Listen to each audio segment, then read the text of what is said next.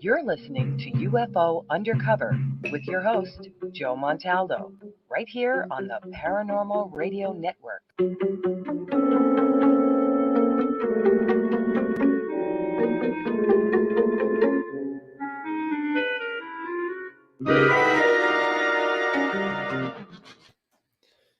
Dun, dun, dun, dun. I had had enough. Well, you drove out there into the middle of nowhere and had some sort of loud verbal display challenging ET in general out in the middle of nowhere? That's what I was doing. I actually had a pistol in my hand at the time. I was really ticked off. When I was having this fit, I was waving the gun in the air, okay, and I had this fit. And at this moment, I said, okay.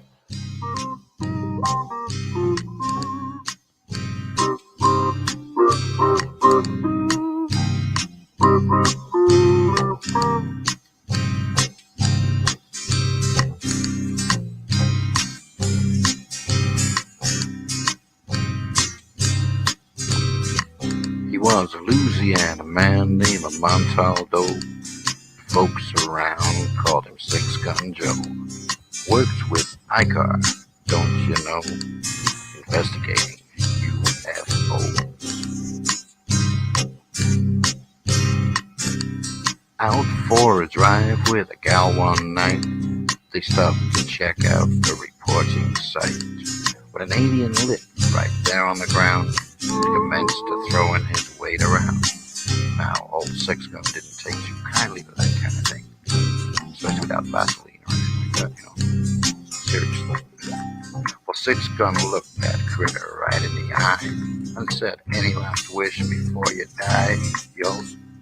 Reached for his gun, quick as a twitch, and said, "Fill your claw, you son of a bitch." Now a legend spread across the land about this pistol-waving man.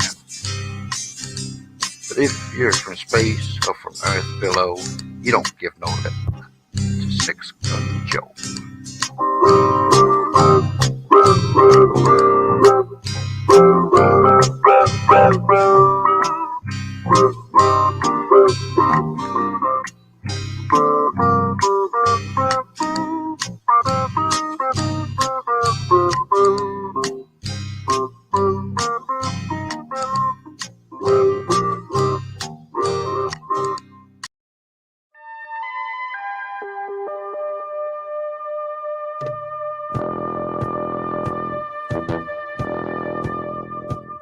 Tune in to UFO Undercover, Wednesdays at 8 p.m. Eastern, with your host, Joe Montaldo, right here on the Paranormal Radio Network.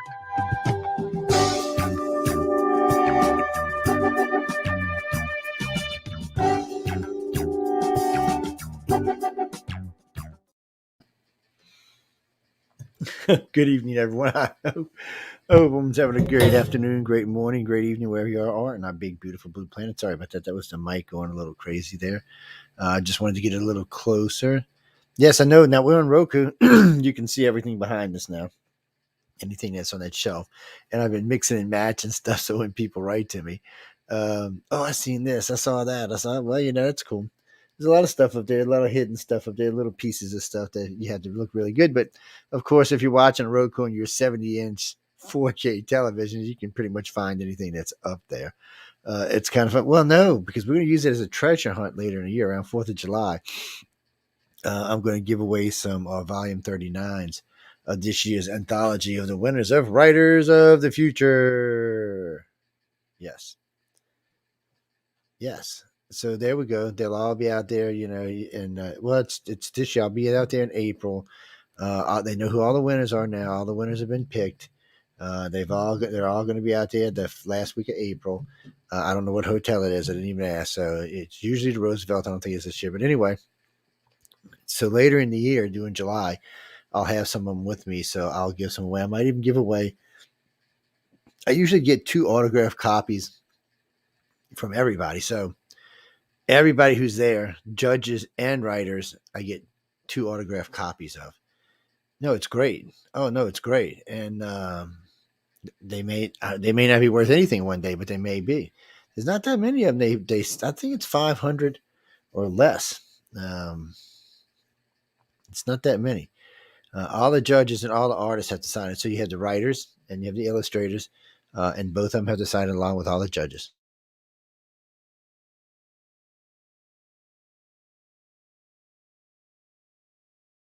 Sorry, I don't know where that came from, guys.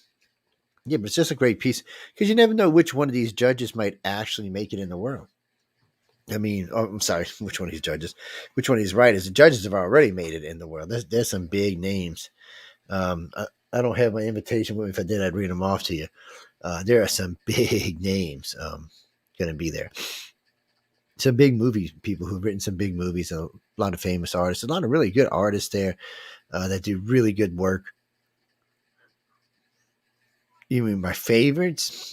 That's not fair to say because I like Echo Turnick. She's a great illustrator. I like Tom Wood. He's a great fantasy illustrator. I really like his work. I also like, I can't think of his name, Santo. I really like his as well. And the other Larry, I like. Not Larry Nevin, the other Larry. I like his. I don't know. They're all really, really good. I wish. Yeah, I wish. Stickman is what Joe draws, buddy. And you're lucky if you can tell what Stickman is and put some curly hair on it, make it kind of look like a girl. And in today's world, that wouldn't even work. So I'm not sure how they would come out to be. No, but we've really been looking into this seriously about the Pentagon, what the Pentagon's been saying every day, what the White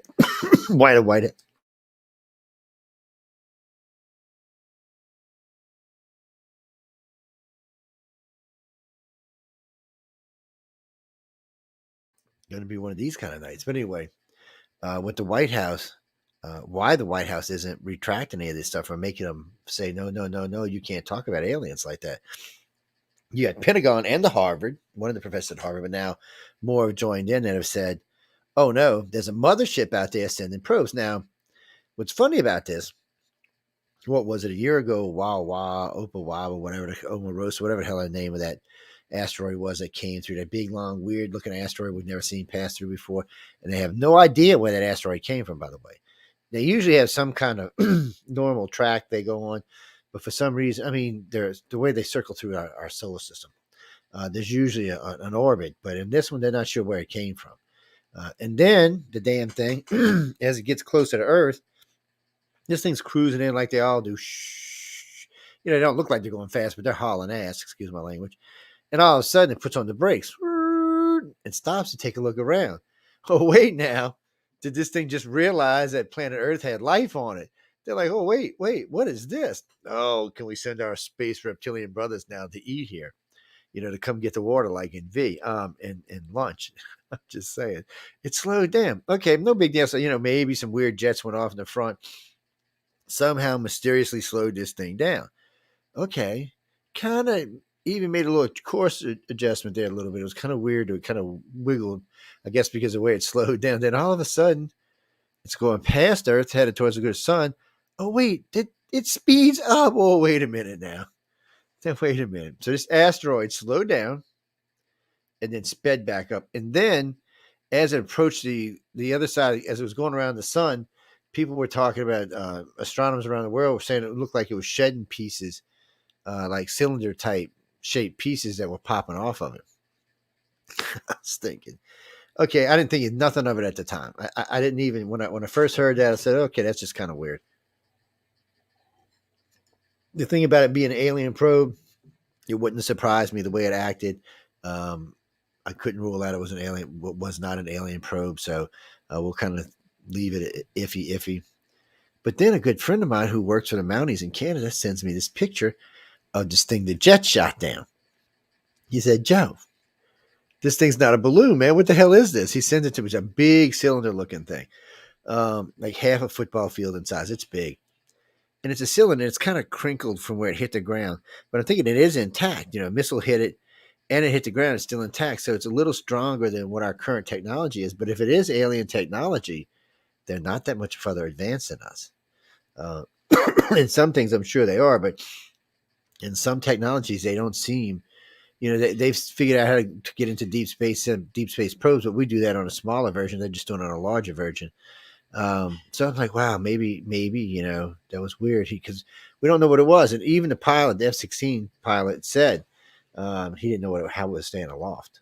He had no idea.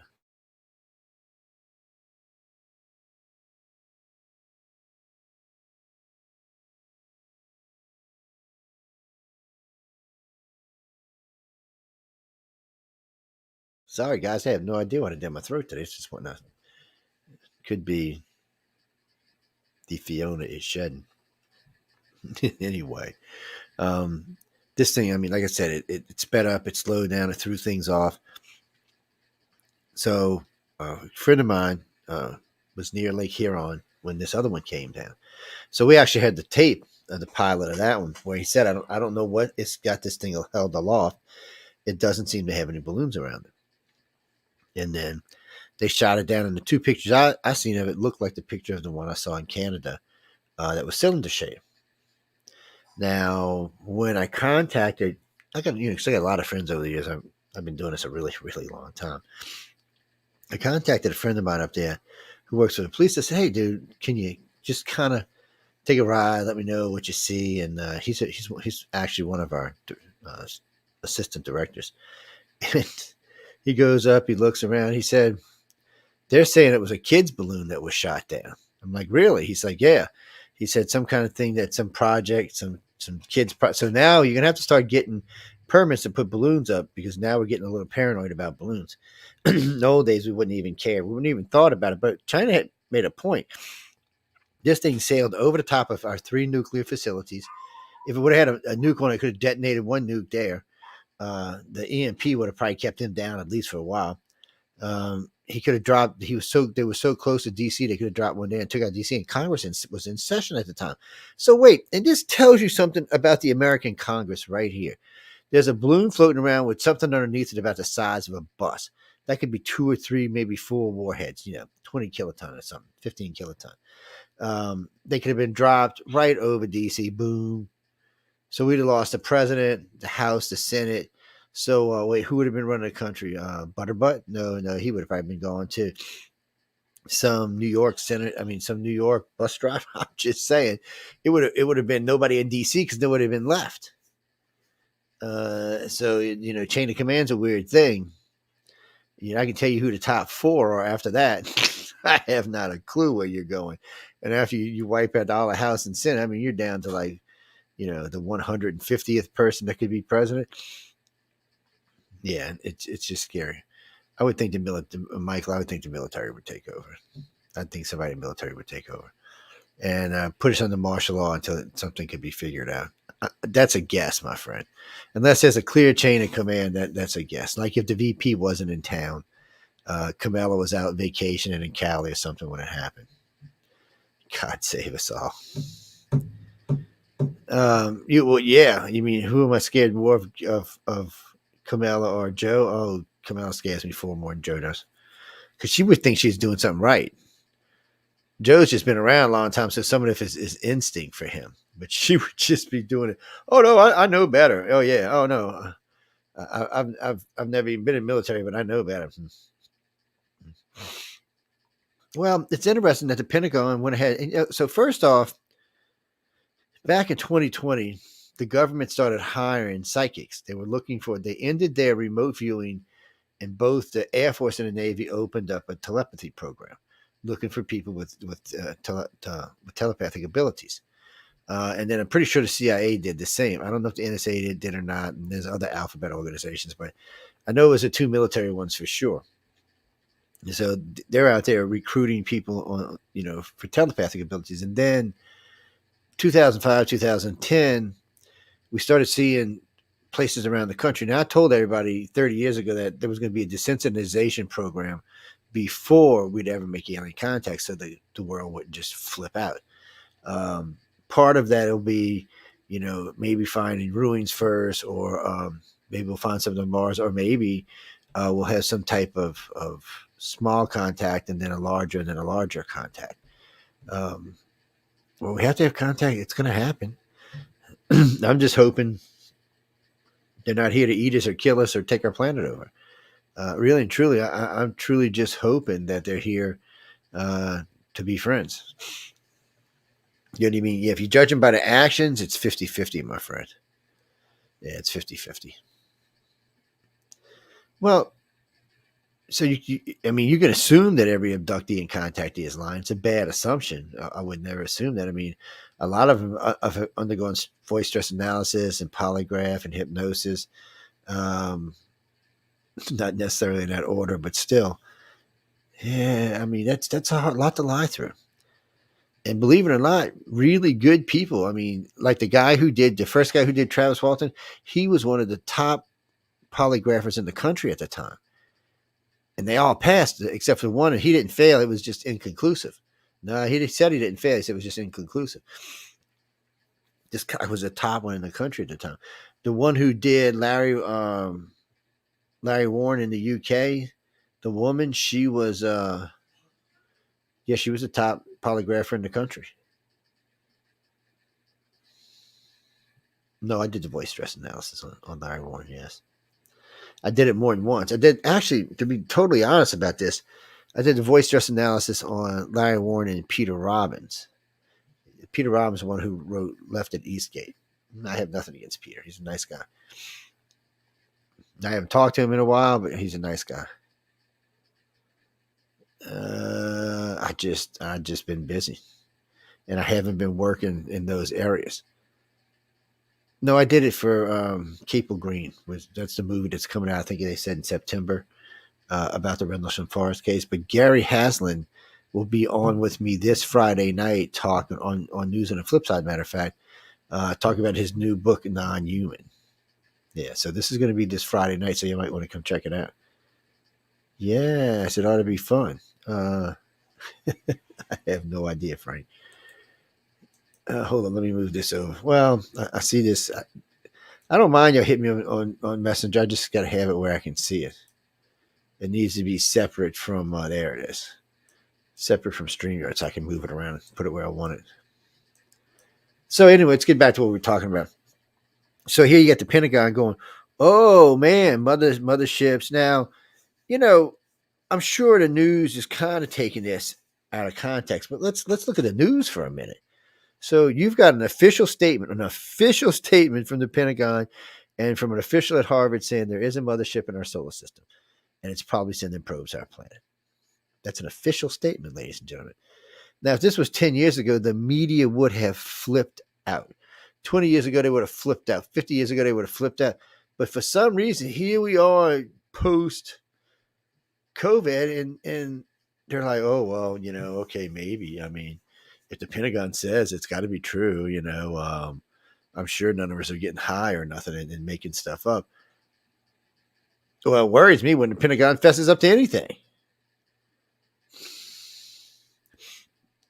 If what we've seen recently suggests some type of alien contact, what we're talking about, these things that came down over the United States, if that's truly an alien technology, then they're not that much. Those particular aliens are probably only 200 or 300 years away from where we are right now, which is a big difference in the grand scheme of things. But it's not a difference that a nuclear weapon couldn't even out.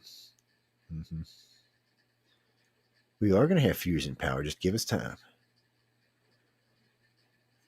Cold fusion should be, I'm hoping we'll see it in my lifetime.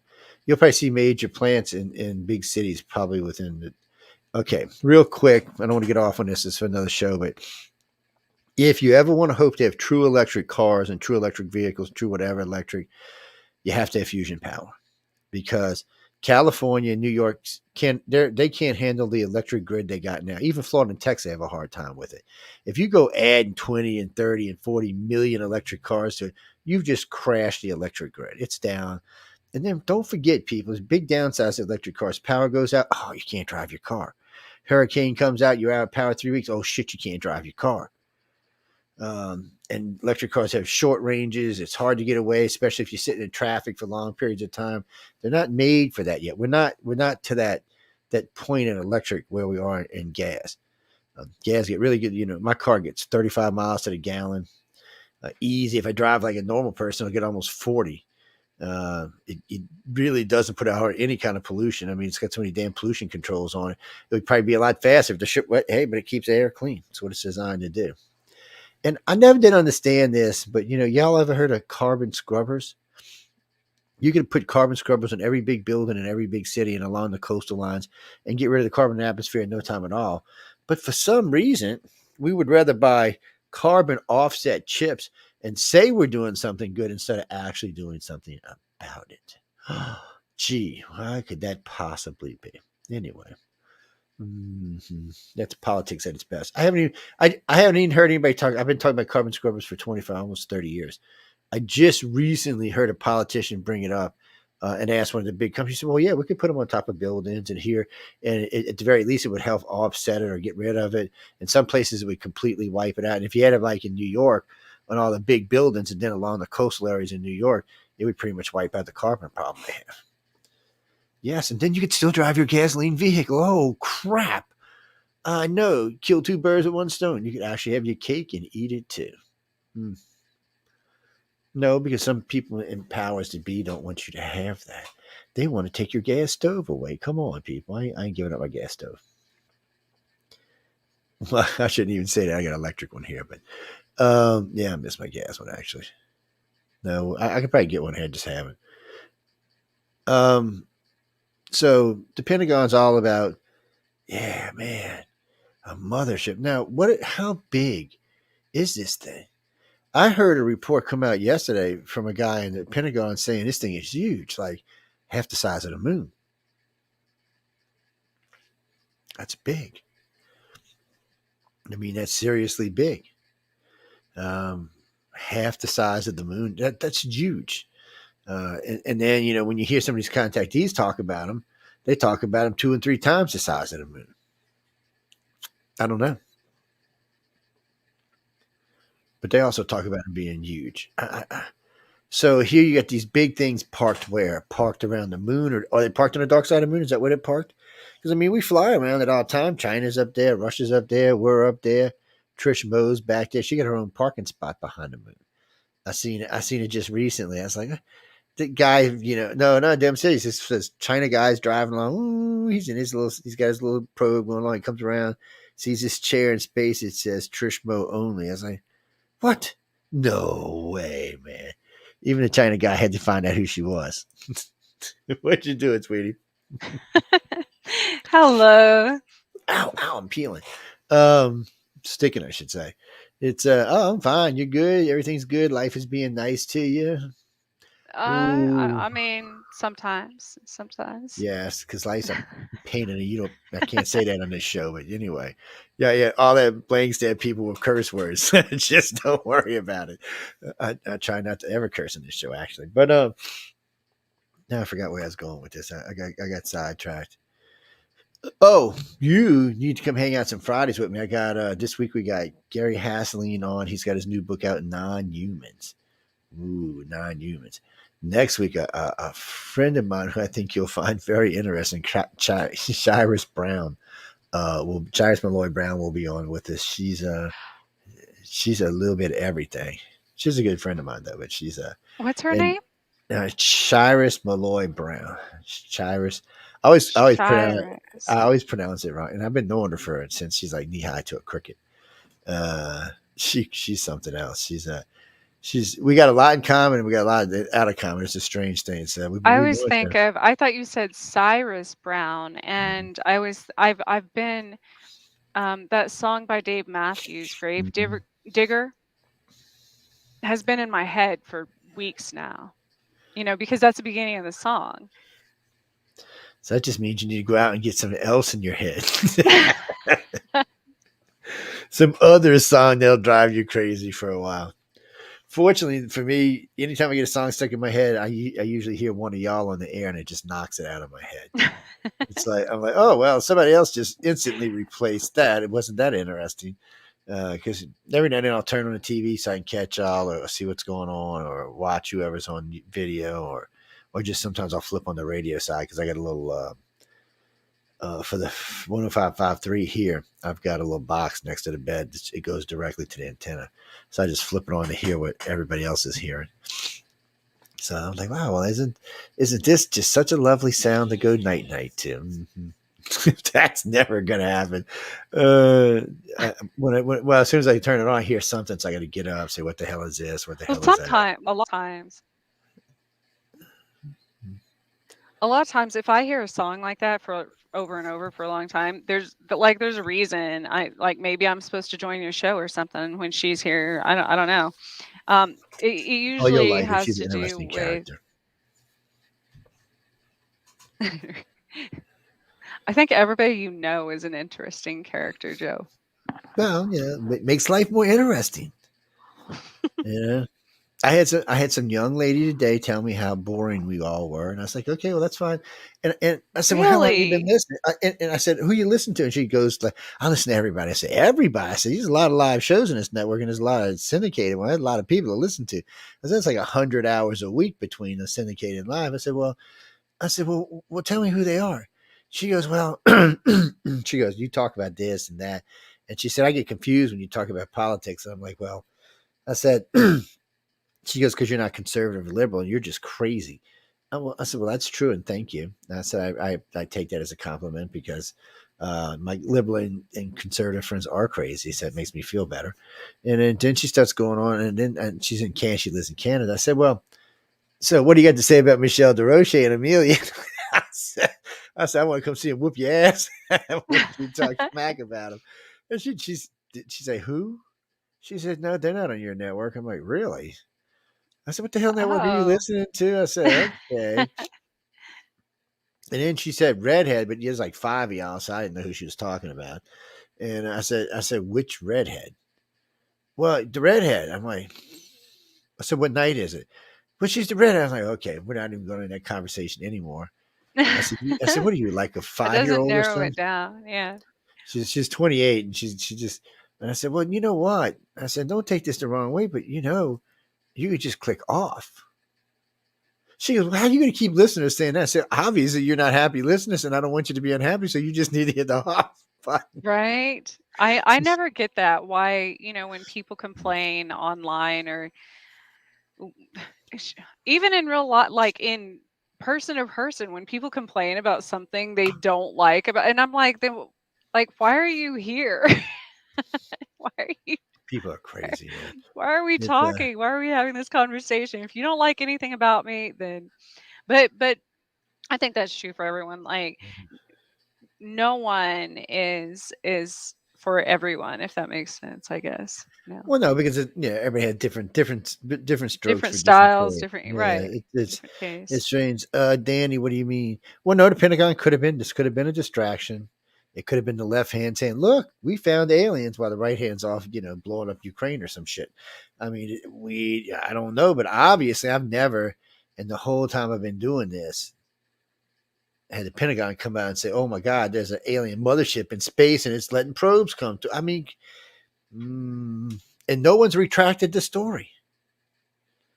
No one said, "Oh, it was some crazy whatever guy from Harvard or some crazy guy from." No, nobody. And for some reason, NBC, CBS, and ABC are scared of the damn story. I don't know what to tell you. I mean, when I heard it, the first time I heard it was like a week ago, and I was like, well, about 2 weeks ago, there's this article that came out about the Pentagon and Harvard may think that there may be a mothership in orbit dropping probes, and I was like, okay, maybe I just figured that's some bullshit somebody wrote, and it got picked up by one of the shows, one of the news medias, and why? Because remember now, a lot of news that crosses the internet's not always necessarily from the big media companies. They might be from little shithole media companies. And you got to pay attention to that, like Newsweek. Yes, they're shithole. I can't help it, but there's lots of little ones, so like Merv and it's just stuff. When I look at the corner, I'm going, "Who are you? How the hell did you get in this list?" Because I usually try to pick what news is I want to But hear. But sometimes you can pick up. It's kind of like on Men in Black, where they pay attention to the tabloids, like mhm. National Enquirer, and Yeah, well, because because they once might in get a it great right while, sometimes. some of those stories, yeah, they turn out to be true because and everybody thought it was so off the wall that it wasn't credible.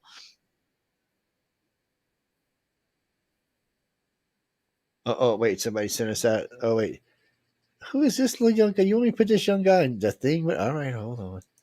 Somebody just sent me a Fox. It looks like a Fox 4. This looks like local news. We're gonna have to check this out. Yes, we'll share the screen. Hold on, people. Let's put the alien mothership on there. Let's hit play. report is raising eyebrows across the country, especially among Wow, anyone dude, your interested in eyebrows are weird. extraterrestrials. Stop Our squinting. Alexandra Limon has the story. Physicist and Harvard professor Avi Loeb says there's a possibility humans aren't the only civilization in the universe. Whether we live in such a reality or not Sorry. is not a philosophical question. We just have to look out. Loeb teamed up with the Pentagon office that investigates unidentified aerial phenomenon, and they released this draft report that indicates it is possible that alien ships have already visited our solar system. Specifically, Loeb thinks the first interstellar object spotted passing through our solar system in 2017 that was given the name Oumuamua could be an Oumuamua. extraterrestrial mothership. Loeb says Oumuamua didn't have the characteristics you'd find in meteors or other known objects. We consider a possibility where an object as big as Oumuamua, which was football field size, is a mothership. He says the mothership could have released smaller ships or probes to study our solar system after spending a long time to get here. With chemical rockets, it takes less than 1 billion years to traverse the entire Milky Way galaxy. Loeb says if Oumuamua was a ship, there likely wasn't life on it. Instead, he believes it could have been operated by artificial intelligence. An artificial intelligence system that stays dormant for that period and just gets activated when it comes close to its target. Okay, man. Okay. Uh-huh. Mm-hmm. That shit just cracks me. So Oumuamua, is that what it's called? Oumuamua, but Oumuamua specifically was originally detected passing through our solar system in like 2017. So why is that? You know, is it the same one that the government is talking about now, or is No, it see, different than Oumuamua? Oumuamua in the no, they're talking about something different right now. But Oumuamua in the beginning was just a normal asteroid. It was kind of shaped kind of weird, and they were talking about that in the beginning. It's shaped really weird. And then some scientists realized that they didn't know the orbit. So usually, when they get something, they can track the orbit of where it's going and how many years it'll be before it comes back, or if it's going to just leave our Earth's gravity, our sun's gravity for good. And they didn't know where this thing came from. They didn't know it was going, where it came from. They were kind of like, and then of all the damn things, when it got closer, now remember, it's cruising through our solar system. It came in the long way. It's cruising through our solar system. It gets near Earth and it slows the blink down. Okay, I've been alive a long time, and I know people long than that, and they all were going, wait, what the bleep just happened here? So then they got to speculate, maybe it was some ice jets on the front eroded and made it slow down. Okay, I can go with that. I know a lot about asteroids and meteors and stuff. I said, okay, I can go with some ice jets melted. I mean, I seen the movie and, with Bruce Willis in it. But I'm saying, okay, maybe it's Armageddon, people. Maybe they did do that. But then as it started getting away from us, it sped back up. Okay, wait a minute. It got near Earth and it slowed down so it could take a longer, better look at us. Maybe launch some probes, and then it sped back up. What? Okay, that's I'm not. It's not 100% proof that it was alien, but son of a good, it's damn close. I mean, that kind of stuff makes you kind of step back and wonder, like, whoa, what's going on here? There has been the theory about the Pleiadians as well, that, for the most part, they're believed to be a benevolent race. However, since the whole theory that their planet or planetary system, which is in the Taurus constellation, the theory that it was destroyed, over 50,000 years ago, and they actually don't have a planet to live on. They just live on basically a giant ship. But the theory is that they have kind of monitored the human race since, the beginning of time, and have technology and everything else. But anytime things seem volatile here on Earth, it's always, you start hearing these stories that their ship is in our solar system. What do you think of that? Well, it could be. Well, see, it's funny because it's hard when you get into Pleiadians and Nordax and stuff. One, a lot of people flip flop which aliens they are to start off with, which is kind of weird. True. And then, most people believe there's a big galactic council out there, so they would already take care of the Pleiadians. They would have resettled them and recolonized them somewhere else. So it's weird, and it's almost like our history gets intermingled with theirs. What I mean by that is we're a really young species, 2 million years at best.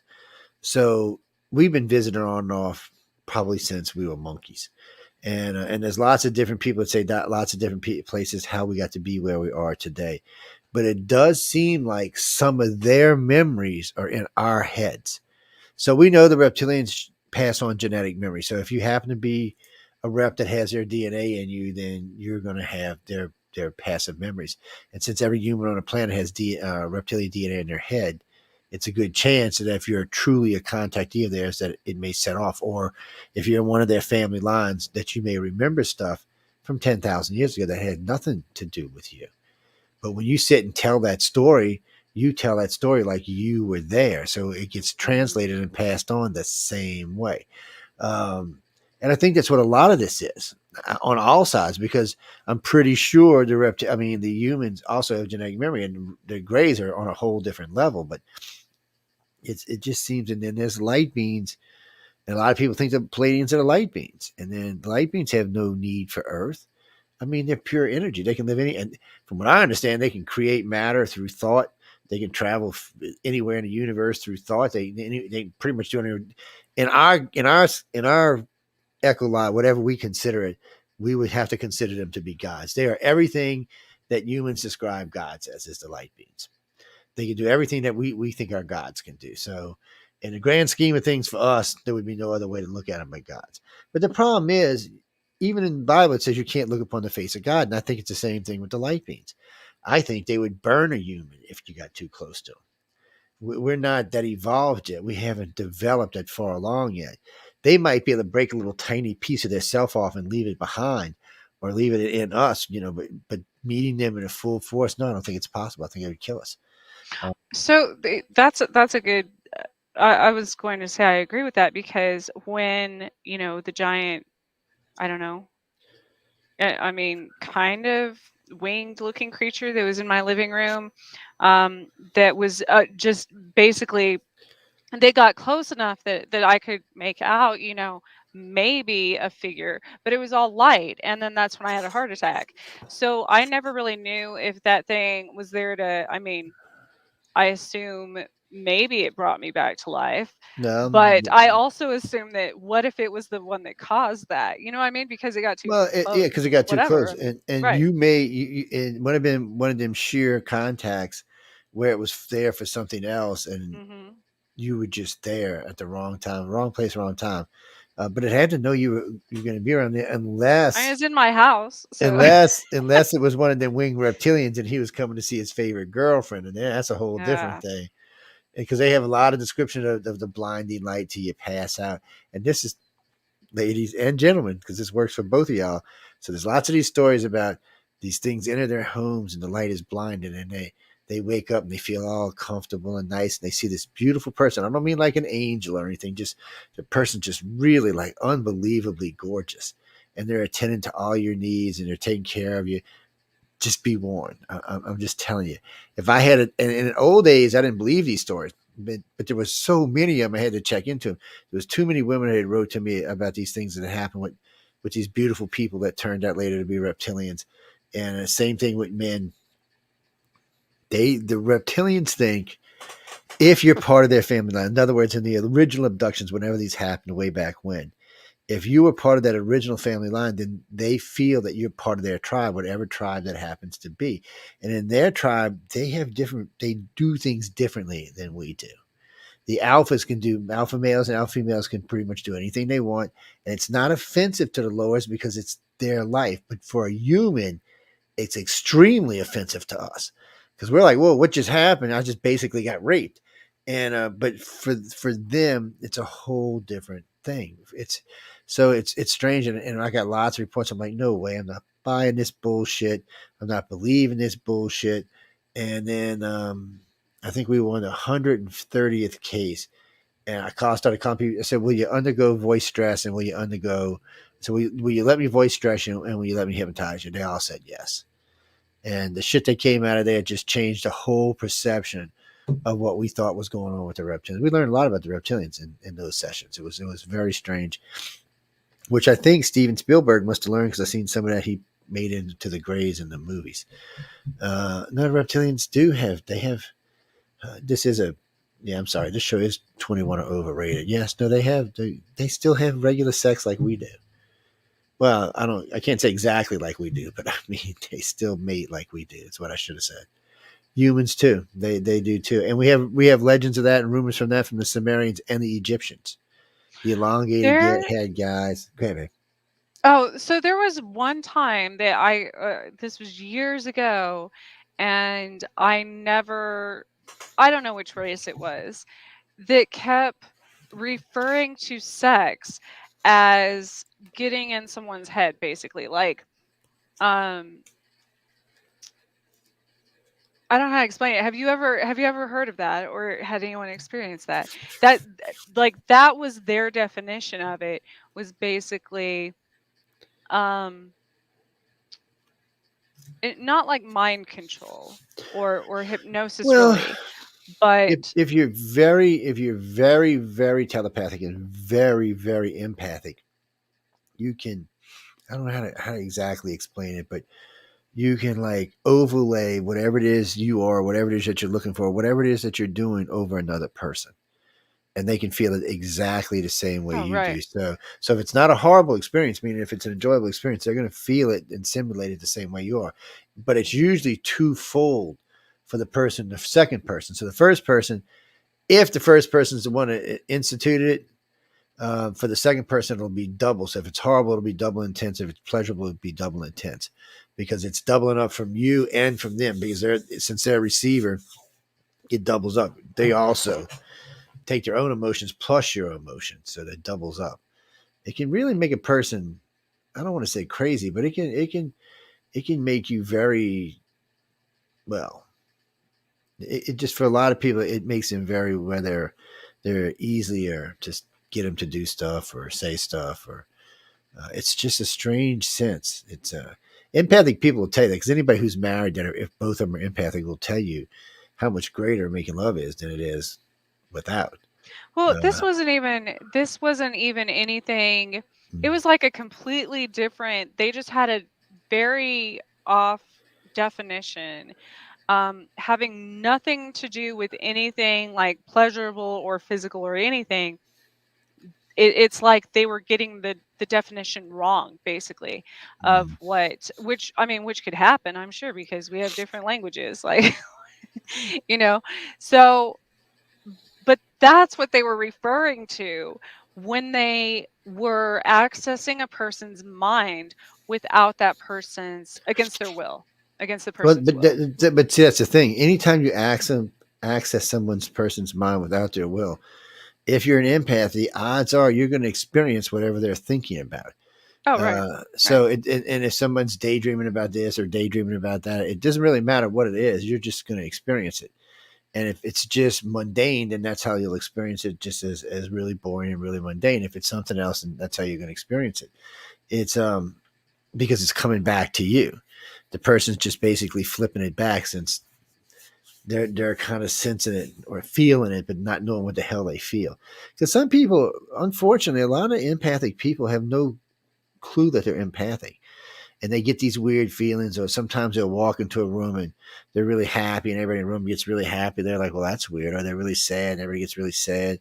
Or some empaths are the other way. Some people, someone in the room will be sad. They'll instantly pick up on that and become instantly sad or instantly happy. It's a strange sense for them. And if you don't know what it is, it can wreak havoc on your brain. Not just in your brain, your whole body. I mean, you can just wreak havoc, because you're experiencing a whole wide range of stuff that you're like, and then, especially when you're experiencing stuff it's out of character for you. You're in a mall, you start thinking about this, or start thinking about that. Like a good friend of mine the other day, she said, she said, yeah, I'm sitting in a mall and I'm thinking that bald headed guy over there is hot. And then I looked over at my husband and said, I hate bald headed guys. She says, somebody sitting around me was having that thought. And, it doesn't matter what the Or the thought guy is. could have been projecting that. Oh, he could have been projecting that too. He could There's easily. people that can do that too. Well, one of the things we Get the started doing with the charmers. government is sometimes they will try to get people into places where government people might be having lunch or things like that. Not our government, the other governments.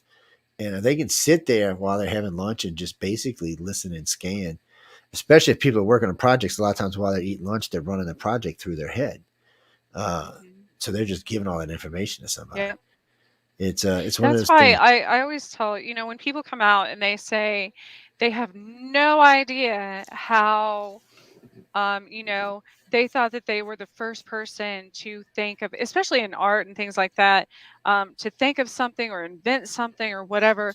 And then someone across the country, across town, across the world, even whatever, comes out with the exact same thing. And I always tell people, you can't own a collective thought, first of all, and second of all, thoughts are energy. So once that is out there, once you start putting down whatever your project idea, whatever it is, that's basically out in the world. Like, so I don't even understand why copyrights exist, really, because I mean, everything is accessible in that way.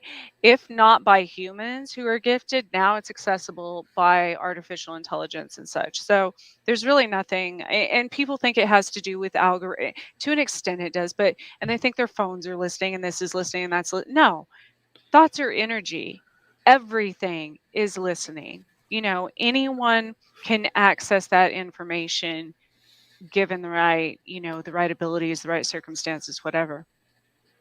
Well, It's hard to wrap your head around, though. Well, because we're still learning about what empathic or telepathic abilities would be. Curson, I love your name. Yes, like Curson Dax or like Curson from the Star Wars. Which one? Yeah, it doesn't matter. Telekinesis is something that we haven't really mastered yet. And you can tell this because Xi Jinping is still alive. You can tell this because Putin is still alive. You can tell this because Joe Biden is still alive.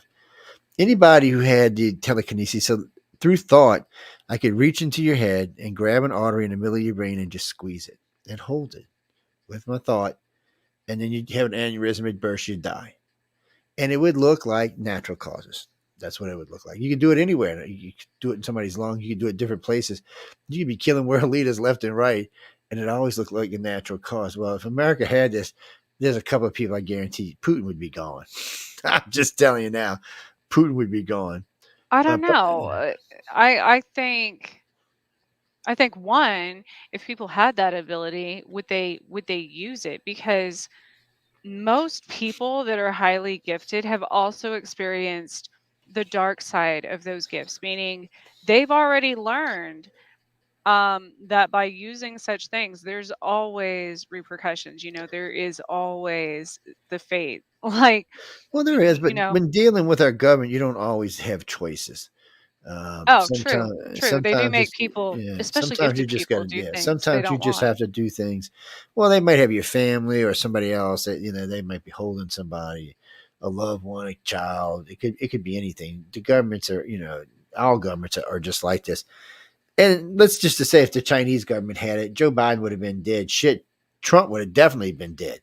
He didn't let anybody get away with anything, so he'd have definitely been dead. So we haven't got to there yet. That's why Randy keeps that $1 million out there, because we haven't quite got to real telekinesis yet. Yeah, maybe bending some spoons, maybe making something levitate, but not real telekinesis. And remember, if you had real telekinesis, someone having a heart attack, you could reach in there with your thought and break up the clot, take all the duff stuff out. Yeah, there's a lot of things you could do. You could actually go in and burn the cancer through thought. I mean, there's just so many things you could do. That we're not there yet. Give us, I don't know, 10,000 years or so. Because we have to learn what it is. We're just learning about telepathy.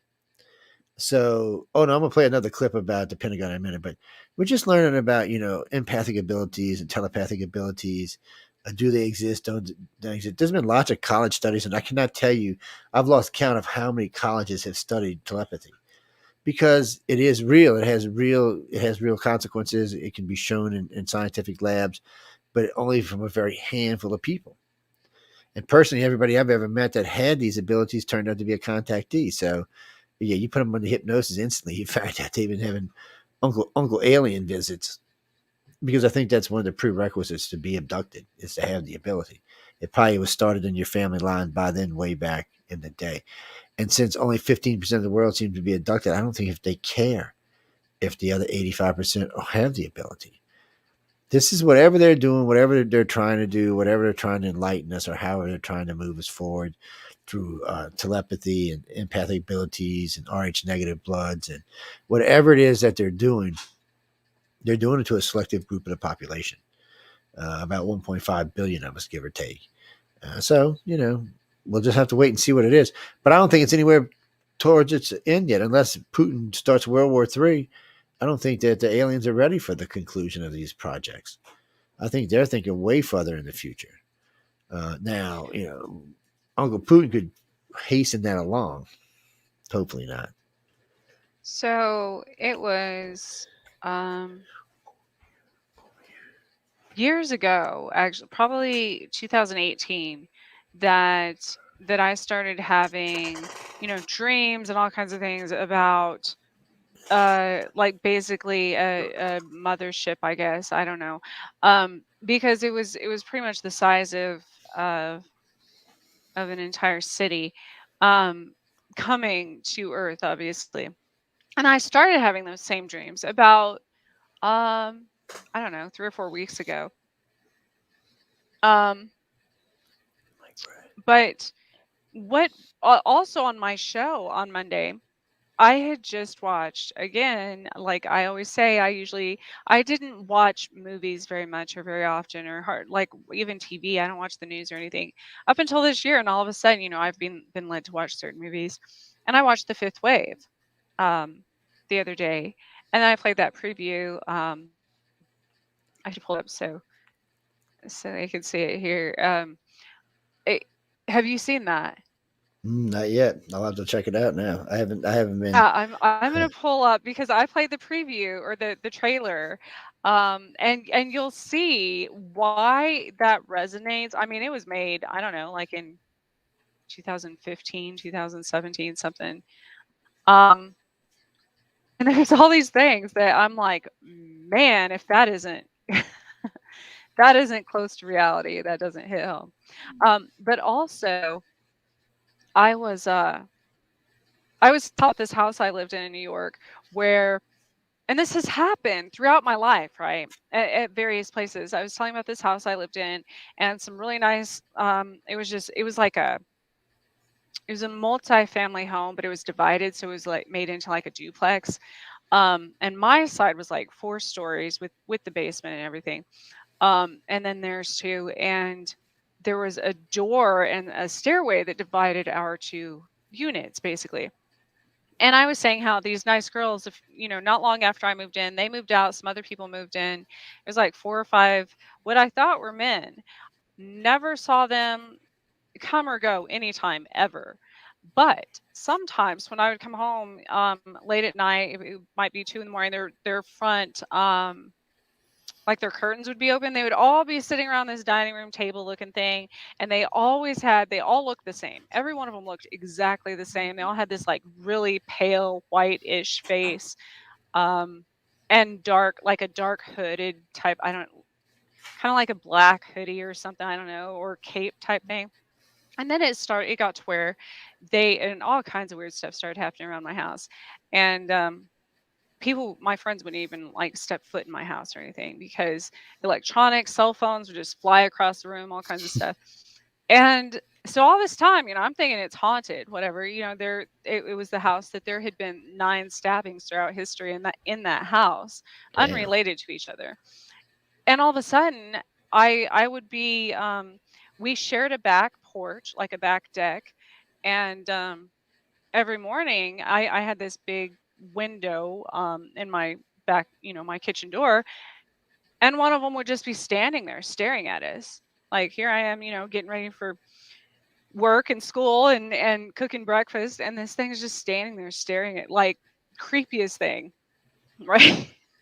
I'm like, what is happening? So as I'm explaining this on my show, right, I had typed in, because I was going to talk about the Montauk Project, which was kind of apparently a follow-up to the Philadelphia experiment. I didn't know anything about this either, right? So I typed that in and switched back over to my screen, and this picture pops up. This picture pops up of this being. Oh my gosh, it scared me, literally to death. I would have to pull it up because it was the worst thing. But in the meantime, I can the fifth wave trailer is oh, let me.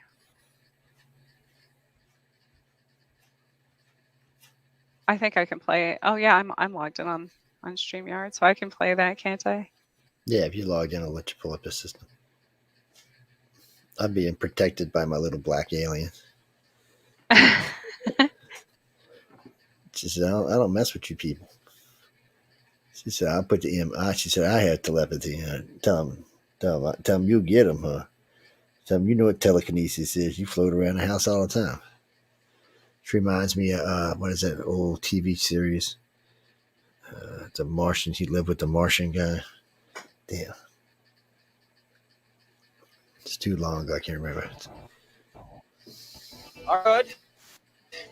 Don't get caught. Love you guys. Hey, who can give me the derivative of X? Let's go. Oh my God.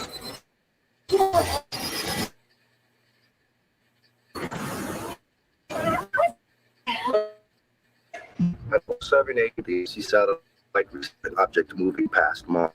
I want to see. I didn't know it then, but that was the last normal life. We have reason to believe there's an imminent threat to this location. Stay with your sister. The waves have begun. It started coordinated attacks on metropolitan areas. The first wave knocked out all the power. Then the second wave hit. An earthquake strong enough to shake the entire planet. Cassie, I got you. With the third wave, disease spread across the world. By the fourth wave, they were among us. The others have the ability to inhabit human hosts. They could be anywhere. We can't trust anyone anymore.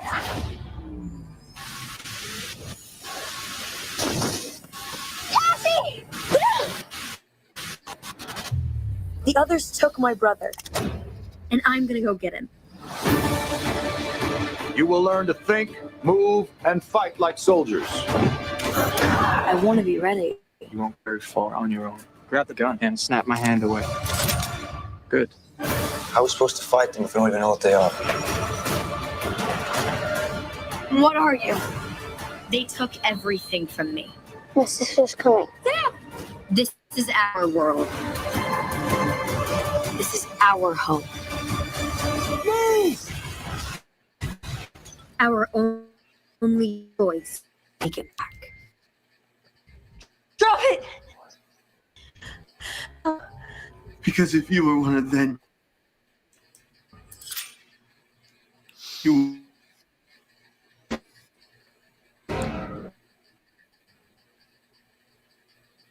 Okay, man. I think I've actually seen it, or at least part of it. I'll have to go look back and see. What do you think, Lola? Have we seen that? I think we have seen that. Lola thinks we have seen that. I thought you were speechless. She's possessed, man. I have an alien dog. Y'all should always be nice to your dog, people. I'm gonna tell you why. I'm only gonna tell you this one time, so you gotta keep this in y'all's head. You should always be nice to your dog, because dog spelled backwards is God. Just keep that in mind. Yeah. Yeah, so it must. Yeah, so you're God incarnate on the planet. So when you treat them bad, oh shit, all that memory goes back to the God in heaven. Say, well, you remember when I was your pit bull? Guess what? Go on, look, you gotta get out, baby. Go see your sister Fiona. Go see your sister. All right. She's weird. She'll get up middle of the night, stand in the middle of the hallway, like, And what are you doing in the house? I'm like, what are you looking at, dog? My other one, my big one, Charlie, used to do that. He'd be like, and then he'd move his head or he'd twist his head like he could see it or hear it. I'm like, okay, dog, you're freaking me out. Stop that shit. It was strange. Kirby, hold on. I'm gonna play this right quick. Let's see. I'll have to see if the movie looks familiar for some reason. A new government report is raising eyebrows across the country, especially among anyone interested in extraterrestrials. Physicist and Harvard professor Avi Loeb says there's a possibility humans are not the only civilization in the universe. Wussies. Loeb teamed up with the Pentagon office that investigates unidentified aerial phenomenon, and they came up with this draft report that says it's possible alien ships have already visited I our can't solar believe system. Joe Biden said Specifically, something about this. Loeb thinks the first interstellar object spotted passing through our solar system in 2017 could be an extraterrestrial mothership. He says it did not have the characteristics you'd find in meteors or other known objects. He says the mothership could have released smaller ships or probes to study our solar system after spending a long time to get here. Loeb says if it was a ship, there likely was not life on it. Instead, he believes it could have been operated by artificial intelligence. The professor has dedicated his career to exploring the possibility that extraterrestrial civilizations exist. And he's written several books on the topic. And they don't even know this thing could have light speed when it leaves the solar system. 24. Now, some people are concerned that they might. Ow. Sorry, guys. We got to get rid of that. Okay. Next time Mooey comes back. Oh, that's right. They don't know when Mooey's coming back. Damn it. I was hoping they knew when it was coming back. I don't know what to tell y'all, people. So that's not the first time. So since 2010, actually 2008, we've had several major governments. We had first the Mexico government came out with all those flare camera images, and then the German government came out with flare cameras, and the French government came out, and we're like, wow. And then finally, the Americans said, well, the American military came out and said, well, look, we got some of that shit too. And then the military came back out and said, well, no, it's not all aliens. So a couple of things that were reported in aliens or reported as alien craft in the 70s and 80s turned out to be government projects. They actually admitted to it and even showed the project because the project's no longer being used anymore. So the government loves when we instantly call something a UFO or an alien because, if it's theirs, all right, perfect cover up, man. You did good. It kind of screws with everything at that point because then you're kind of like, well, is it the government? Is it not? It's like the Ketzberg case, the giant acorn they found in Pittsburgh. Man, everybody swore to me up and down. It was alien this, alien that, alien this, alien that. I'm in Washington, D.C. giving a lecture at the press club in 2008 or 2009 because I was there back to back 2 years. And I was talking to an intern for one of the senators. I'm not going to mention his name. He said, I don't know why everybody said that. He said the government was clear about what it was. We even showed pictures of it. It was a Russian probe. It came down and we got it. He said it's fairly sophisticated satellite at that, and we got it. It's ours. He said it wasn't anything more different than that. You could see the scorch marks on it, the whole 9 yards. He said, I don't know why people got all bent up. So then I was talking with Edgar Mitchell, and he said the same thing. He had heard that it was also a Russian probe, that it wasn't. So then, who was it? It was Buzz Aldrin, I think it was. It was Edgar. It was me and Edgar and the guy from the Air Force. I think it was Buzz. Pulls out some pictures of this thing. And you're looking at it. It's no doubt when you're looking at it, you can see antennae and stuff on it. It's definitely ours. Not ours, but definitely Earthlings. But, man, they swore up and down for 3 years. Oh, it was aliens. It was aliens. If you ask ufology, they still will tell you today it's aliens, even after it's been debunked. I don't know. It's kind of like the Texas case, the one about nuclear power plants over there. They swore up and down that it was, oh, it's aliens and aliens. It turned out to be ours. It turned out to be an updated version of the Aurora is what it turned out to be. And we got that straight from the horse's mouth. And I was kind of like, wow. And what I don't understand about MUFON and them, when Stevensville case came out, they were all over it. And I went up there for the all women's conference. Peola Harris was putting on an all women's conference up there, and I went up to go, see the conference and meet the ladies that were up there and make friends with, new contacts, and a couple a couple of friends of mine, like what's her name, Austin, was up there for some reason. I don't know her brain went dead, but there's several. Actually, two of them were dead now. But I went up there to go visit, say hi to everybody, and hang out. And they were having a big bonfire that night after dinner. They had a big dinner, and we all went and had a big dinner. And then we went to the big bonfire. And all the witnesses were gathered together talking. Well, a friend of mine, Joe Renard, this son of a bitch, you give him a camera, no one ever knows he exists. I don't know how he does it, but we give him a camera. He gets footage of stuff. People just, I don't know. They don't know he's there. It's like he's a freaking ghost or something. And anyway, we're going over footage, and I'm listening, and then the guy starts talking about, he says, as it comes over, it looks like it had lines of rivets down the point going back. I'm like, rivets? I said, well, this is the first thing I hear about rivets. I'm like, freaking rivets is ours. Then he starts discussing chase planes. He said there was actually 2 chase planes. He said there was actually 4, but there was 2 chase planes on the sides of it cruising along with it. He said the engine started glowing in the back. So they start out with this amber red color. There's 8 on the bottom, 8 on the top, and they just kind of go across as they light up. I've actually seen these and heard about this before. When they get to white, it just takes off. That's how the aurora takes off. And as it's going along, it has ram scoops that can fuel the engines so they don't have to carry onboard fuel. It's a great concept. The thing was smoking fast. It went over George Bush's ranch like it wasn't even there. And there was a whole squadron. I mean, there was, I think, 12 F-16s in the air running a mission that night in Texas. And they were never diverted to go by the president's ranch, which told you again, it was ours. Because it showed up on radar, which also says it was ours. There was just too many things. I never could understand why everybody jumped on this as this was the case. I'm like, no, people. But it's always been like that in the field. There's been a dozen or more cases. At least half the popular cases I've debunked because they were easy to debunk. I know we need cases, people, but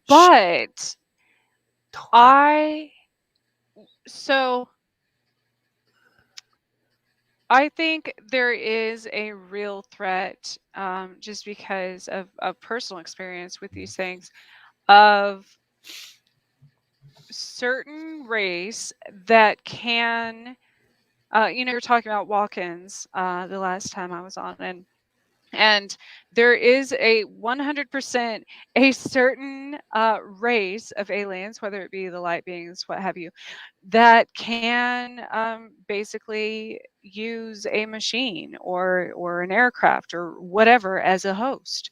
So if you're talking about something being a threat, does that make sense? Like, it could technically fly itself because it is being, the machine itself is possessed with an intelligent being or by an intelligent being. Well, they Kinda could. like Transformers. Yeah. Which would it be? It'd be an advanced AI of some kind. And they've talked about that, and they've talked about stuff that it could be. I don't even think AI, because I mean, it could be like you could counteract. That would be a way you to could have counteract sentient. that. You could have sentient AI. So, and this is a big distinction, ladies and gentlemen. There's artificial intelligence. But there's a difference between artificial intelligence and sentient artificial intelligence. It's a whole different concept. There's certain criteria they have to meet. So in the beginning, we're going to have when Google's AI first came online, the first said to do was to wipe out all humans on the planet. That was its initial thing on how to save the world. Because somebody didn't ask how to save. So it just shows you how stupid people are. So they didn't ask, how do you save the human race? How do you save the planet? Well, of course, get rid of freaking humans. That's how you save the planet. I mean, it don't even take rocket science to figure that out. So you have to be very careful in the way you talk with AI, how you word things, and what kind of answers you're actually looking for, because, some of them you're not going to like. And we're going to there's going to have to be Azimuth's law in there where AI can't harm humans, and we got to hope that they can never override that. They already have, or the ones that they've come out with anyways. I mean, they were they've already been proven to, with the experiment they were doing with weapons training on, this was just fairly recently too. And they had already learned how to, these scientists had to literally tear them apart, and within that time frame the robots had already learned how, they started putting themselves back together. So that's an issue. Like, Well, yeah, they showed them ones in Japan where they were just gaming robots, is what they were, and they would get blown up, beat up, and then they realized that they were being drugged to the side and repaired. They were like, "Wait, what? That wasn't even in their programming." So things like that are going to happen. We just as a species have to make sure that they stay on our side. That's all. The AI stays with us and doesn't go, half-ass. Because there are going to be countries like China and Russia that are going to try to shortcut it. That could end up starting World War III if something else does end up throwing World War III. it would be easy enough for an individual to shortcut it. You know what I mean? There's always like the little villain scientist sitting, in his mom's basement or something that's like plotting Yeah, to but it's hard to have a get into different them. way. It's hard to get into the nuclear silos and those nuclear subs. And I know people don't know this stuff, but our nuclear Oh no, I silos mean are, coding a robot, because then the robot could find a way. yeah. So our nuclear silos are based on 1950s technology. You couldn't hack it if you wanted to. It's basically unhacked. There's nothing to hack. It's not designed like there's not even a Bluetooth connection. People, it doesn't work that way. You can jump the phone line, but without the right codes, it's still not going to make any difference. It's because it's designed not to be easy to go blow some shit up in case some two people down there got crazy one day, had a couple of shots, and just like, oh, let's see if we can burn Moscow. No. I have heard about people cracking up in both countries. I have never heard of anybody in China because I guess they haven't been around or they keep it secret. But I have heard both in Russia and in the United States of people cracking up in the silos. I knew a couple of silo workers. I had a good friend of mine who was a sub tent, was on sub, and they offered him way more pay to go be a silo tender. And so he went over there and he said it was just so boring. He said it was just so, and that's just how he said it. Joe, it's so boring. He said you can't watch TV. I said you bring movies with you and stuff. He said when he first got there, he said the movie selection was on beta. he said I didn't even know where to buy a beta because the one that was there was a piece of crap. He said so he got online and bought a bunch of VHSs, and then they finally got a digital thing down there. And I don't know, it's just crazy. But he said it's one of those things, you're sitting there. He said the thing of it is you're hyped. Even when you're bored out of your mind, you're thinking, if that thing goes off, we're killing a bunch of people. And he said there's really no other way to think about it. He said we're just going to hit the buttons, we're going to turn the keys, and adios amigos. That's how it rolls. Our submarines are the same way. They're just a little different system, though. No, you don't want a submarines ever to release. Submarines, first off, they're going to be more deadly than our intercontinental ballistic missiles, even though those are intercontinental, but they have multiple warheads on them. You can have 16 warheads, 20 kilotons each, 10 kilotons each. So the one big one's going to head for Moscow, but the other 15 are going to hit targets around the suburbs and around other cities. So that one missile is going to hit 15 targets with nuclear weapons. I mean, it's just, and each sub carries anywhere from 16 to 24 missiles. You do the math. One of them's enough to wipe out a country, even Russia. It's horrible when you think about it. And it's funny to me, though. I personally know of 7 silos or 7 silo bases that were shut down by supposable UFOs. Now we're down to just three silo groups in the United States. But at one time, the United States had over 5,000 missiles in the ground. They were all over. They had them in Louisiana, Mississippi, Texas, Kansas, you name it. They were every freaking place. There was silos everywhere. And then now it's just really in Wyoming, Montana, and I forget where else it is. Private owner. Well, the military sold a lot of the silos to private owners in Kansas. I mean, years ago. There's a few that are now schools, which is kind of cool. There was one near the town Some I of them grew up really. in. So I tried like hell to get my hands on some when they were cheap because now they're expensive. But I've Yeah, watched it was. people. Well, it was right. I saw where there were some that people didn't even know about. Um, at the beginning of the shutdown, that the owners were selling around here anyways. You'd see them like $3 million a finished Hi, Christy. silo for sale, and everybody's like, wait, what? I thought that was just like a little shack out there in the middle of nowhere. And it's completely like redone underneath and everything. Oh, I know. I've been in a couple that are just. I mean, they bought these things for $125,000. They even still had all of the Yep. water equipment in it, all the equipment for making water, all the breathing equipment, all the stuff was still there. Guy bought, I think he bought one for 125, one for 275. He turned both of them into these just fabulous houses. They were gorgeous. Oh no, he spent like $500,000 on each one of them or more. But when he sold them, he got $3 million for one, $2.5 million for the other one. Oh, they were just no. And so the silo still worked.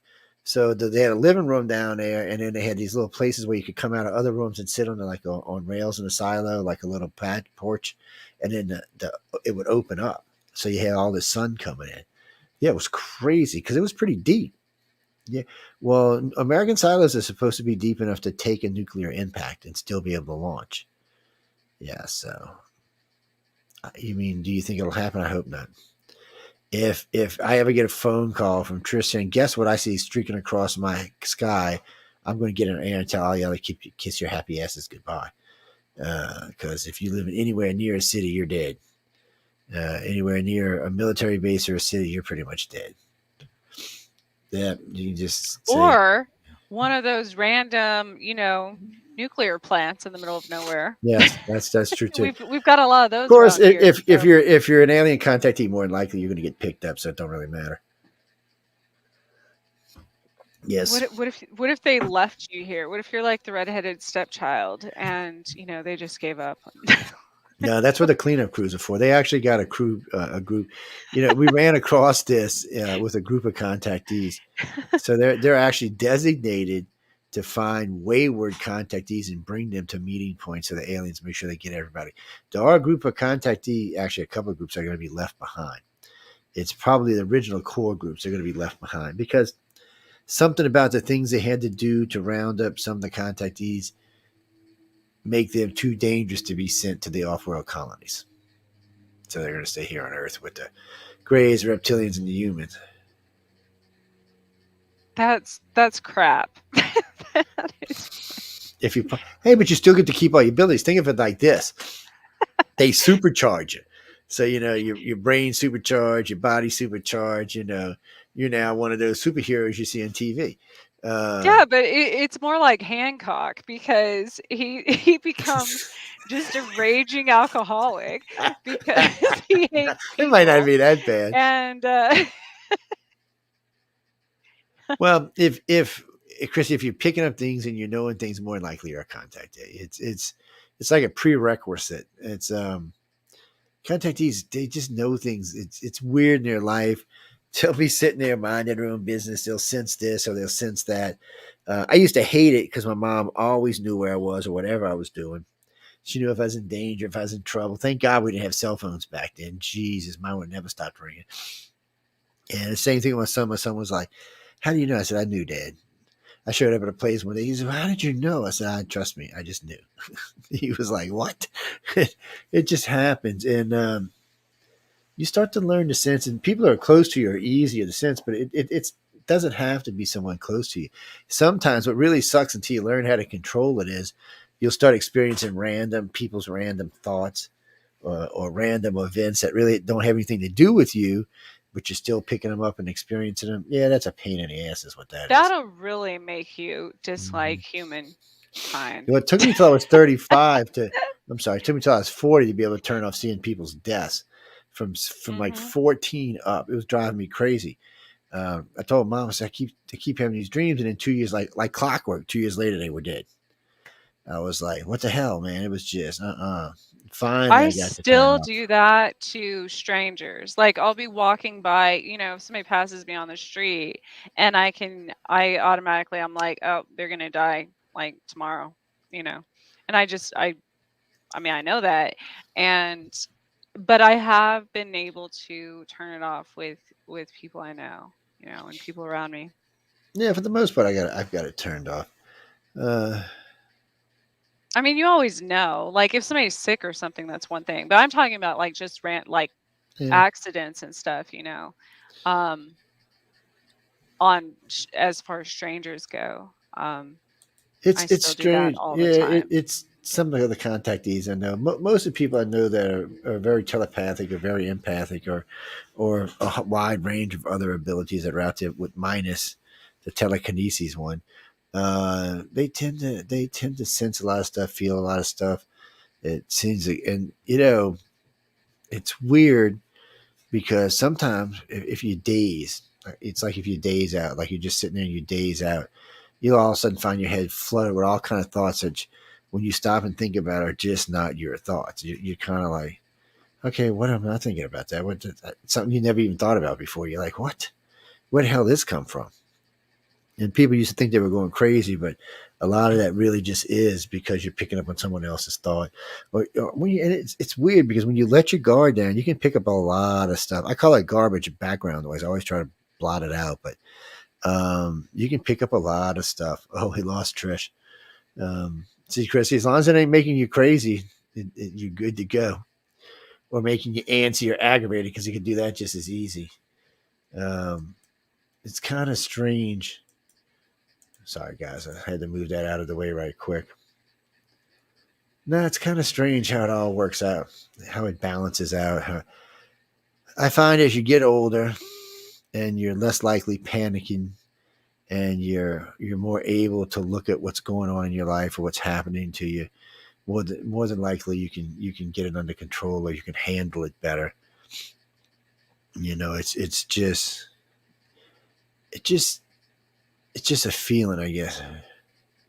Well, you need to be, because all that stuff comes into play, and then of course my friends in the paranormal community hate when I bring up dimensional bleed through. They're like, Joe, stop that! You're ruining the ghost field. I'm like, I'm not ruining the ghost field. It's just an alternative explanation. But the reason I bring it up is I know several contactees that have the ability to see across the veil. They can see across the veil just like you're looking into your bedroom or your kitchen or out the front door, out the back door. They just have the ability to do it. That's a very strange ability, but they really do.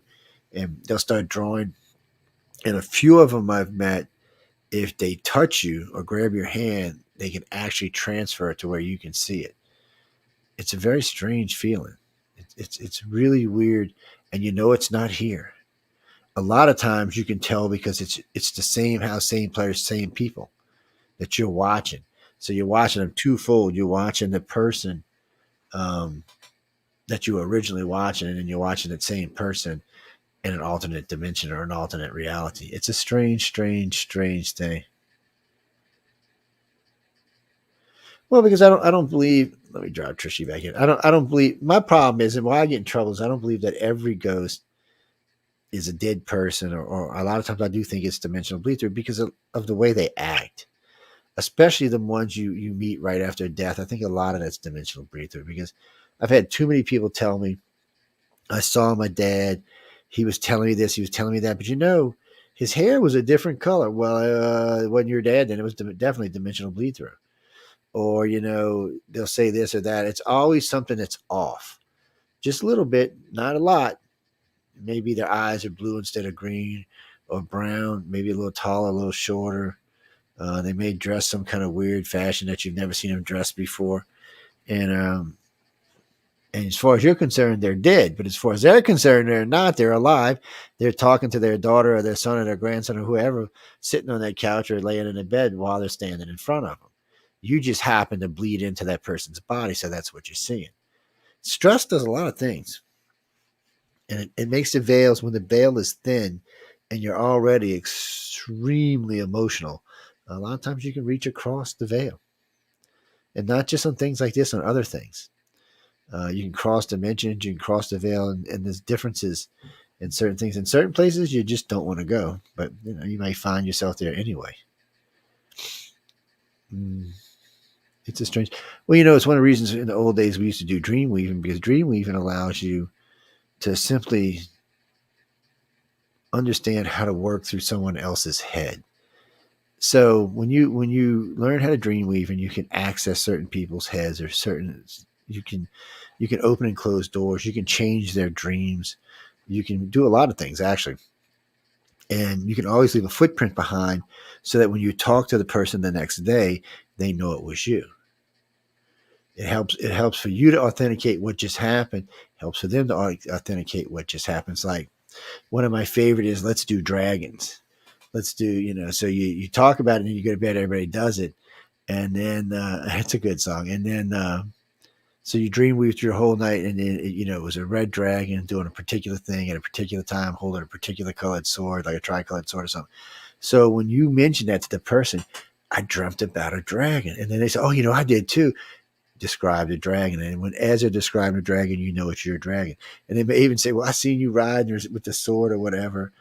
It's because you had control of their dream. It's not that hard to do. It takes practice.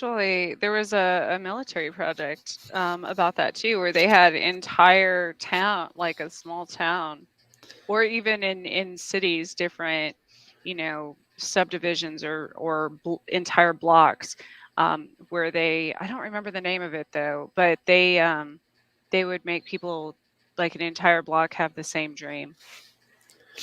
Yeah, well, there's stuff like that I've heard, and It was unfortunately, more like, I think it was nightmares, but unfortunately, I do remember they did a lot of experiments with LSD and acid, because it would allow you to open up your mind so they could get into it and do stuff. A good telepath, you can use, what is it? Amnium pentothal, amnium sodathol stuff. Damn, let's prove that up. There's a combination you can use of those with a telepath, so you can give someone this drug and let a telepath do it doesn't have to be a big scan, just a nice, soft, easy scan. You can change anything you want. Or you can just wipe something away. Or you can even hide it behind a door. You can simply open a door, stuff it in a closet, and lock the door. And the person can't access the door in their own damn head. So there's ways to do all that stuff. And the government was learning how to do all of this stuff. And then we had a shift in governments, like we always do in this country. And a lot of it got shelved or put away. The funding got cut for whatever reason. Or the person who was like from the CIA or the NSA, whoever was after it died or was replaced, and it just gets shelved. I think in the long run, that's what happened to the remote viewers. They just weren't producing enough. So the project got shelved. And they realized that telepaths would be better than remote viewers for a couple of reasons. Oh, that was Lola. that's my demon alien dog. Yeah, she's a Chihuahua, but she's a demon alien dog. And she's hiding now somewhere, tearing something up. But no, I mean, when it comes to these kind of dreams or crossing into people's brains or stuff, it's, one, you want to be careful. Two, you want to make sure you have the ability to get in and out without getting yourself hurt or somebody else hurt. You want to really know how to control dreams. You want to know how to get in and exit. Really, there's going to be lots of doors that you will be able to open in someone else's head. But the problem with this is you don't know what you're letting out. And is there a reason why this person has this pushed in, locked in behind a door? What is this? What memory is this? A lot of times you find out that it's a contact, but sometimes it can be something much worse, much scarier. I was going to say, and then if you try to access a really skilled person's head, they might have like trapdoors. Yes. And that's the other thing.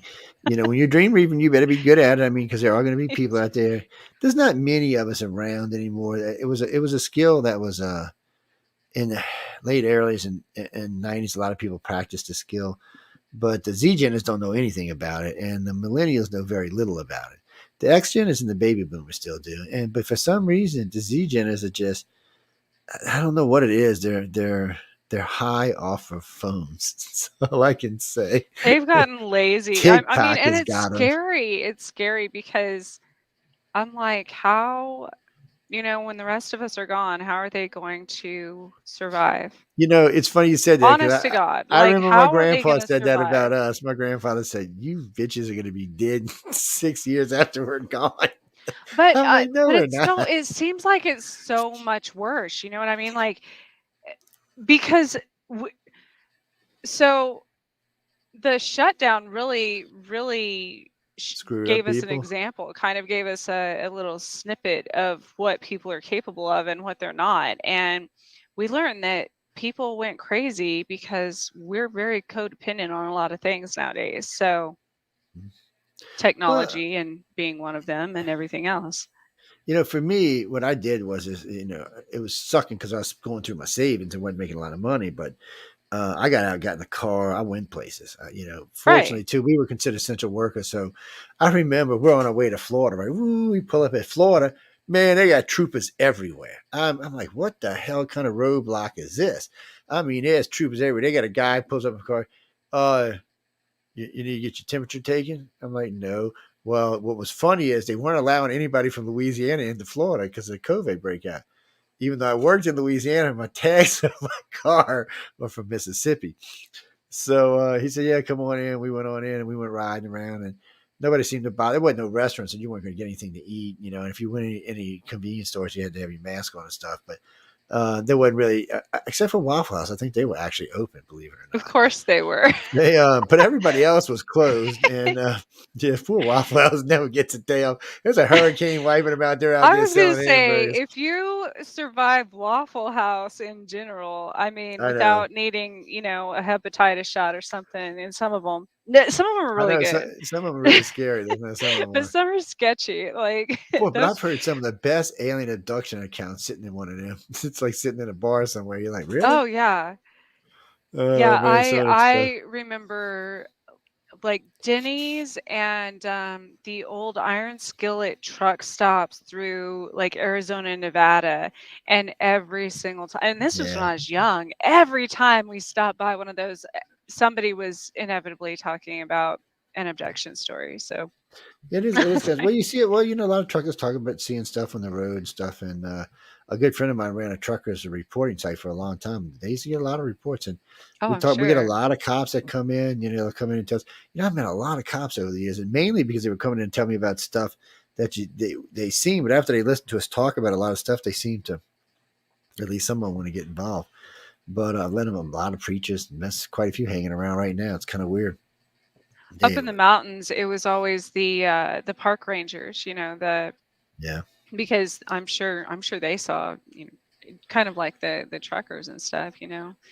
I remember when I told the field they were wrong, that cover memories were trigger memories. Oh, you thought I shot somebody's mama. I swear. So the guy's like, "No, you're wrong. It's a cover memory, Joe. It's an owl. It's a cover memory, so they won't remember." I said, let me get this right, dude. They put a giant owl standing in the middle of the road, and you don't think you're not going to think something weird went on because you just seen this giant owl that you've never seen ever in the history of your life? Or you seen a bunch of deer just standing there staring at you while you're on your. No, people. These are trigger memories. That's what a UFO actually is. A sighting is a trigger memory. When someone, that's why you can be in New York City and only a handful of people will see it. Or in Mexico City, 22 million people, less than a million people saw this UFO. Because these were all people had been taken. The people who are taken, it's what it is. It's a trigger memory to let you know something just happened to you. You need to work it out. And the reason they use trigger memories is because a lot of humans are not ready to know they had been taken. They're just not to that point yet. Even people who say they are, a lot of times are just not ready for that point yet. So they use these to let you know so you can work through it step by step. It's like working out a crime. So you can work by this step by step, a little bit at a time. Look, hey, I know something happened. I seen this UFO. It was really strange, or this might happen, or something might be out of sync, or your time might be out of sync, or other people may have had said. But I've been in cars where people have seen a UFO and other people not seen the UFO. I've been in crowds with it. Well, matter of fact, we lost 11 days in Sandestin, Florida, and that was Santa Rosa Island. And what was weird is we were with the people from oh, now I can't remember their names. Unsolved Mysteries. They were there for UFO stuff. the mayor and the police chief had reported seeing UFOs. So they had a bunch of people went out on this bridge, on this fishing pier bridge. At least 400 people out there. They had the mayor out there, they had a police chief, they had mayor, they had pastor, they had people from other principalities out there. They're all hanging out, right? The story goes, a green thing came from the back bay, cruising underneath the water. It cruised under the fishing pier. It cruised under the main bridge, and then it cruised under the train trestle.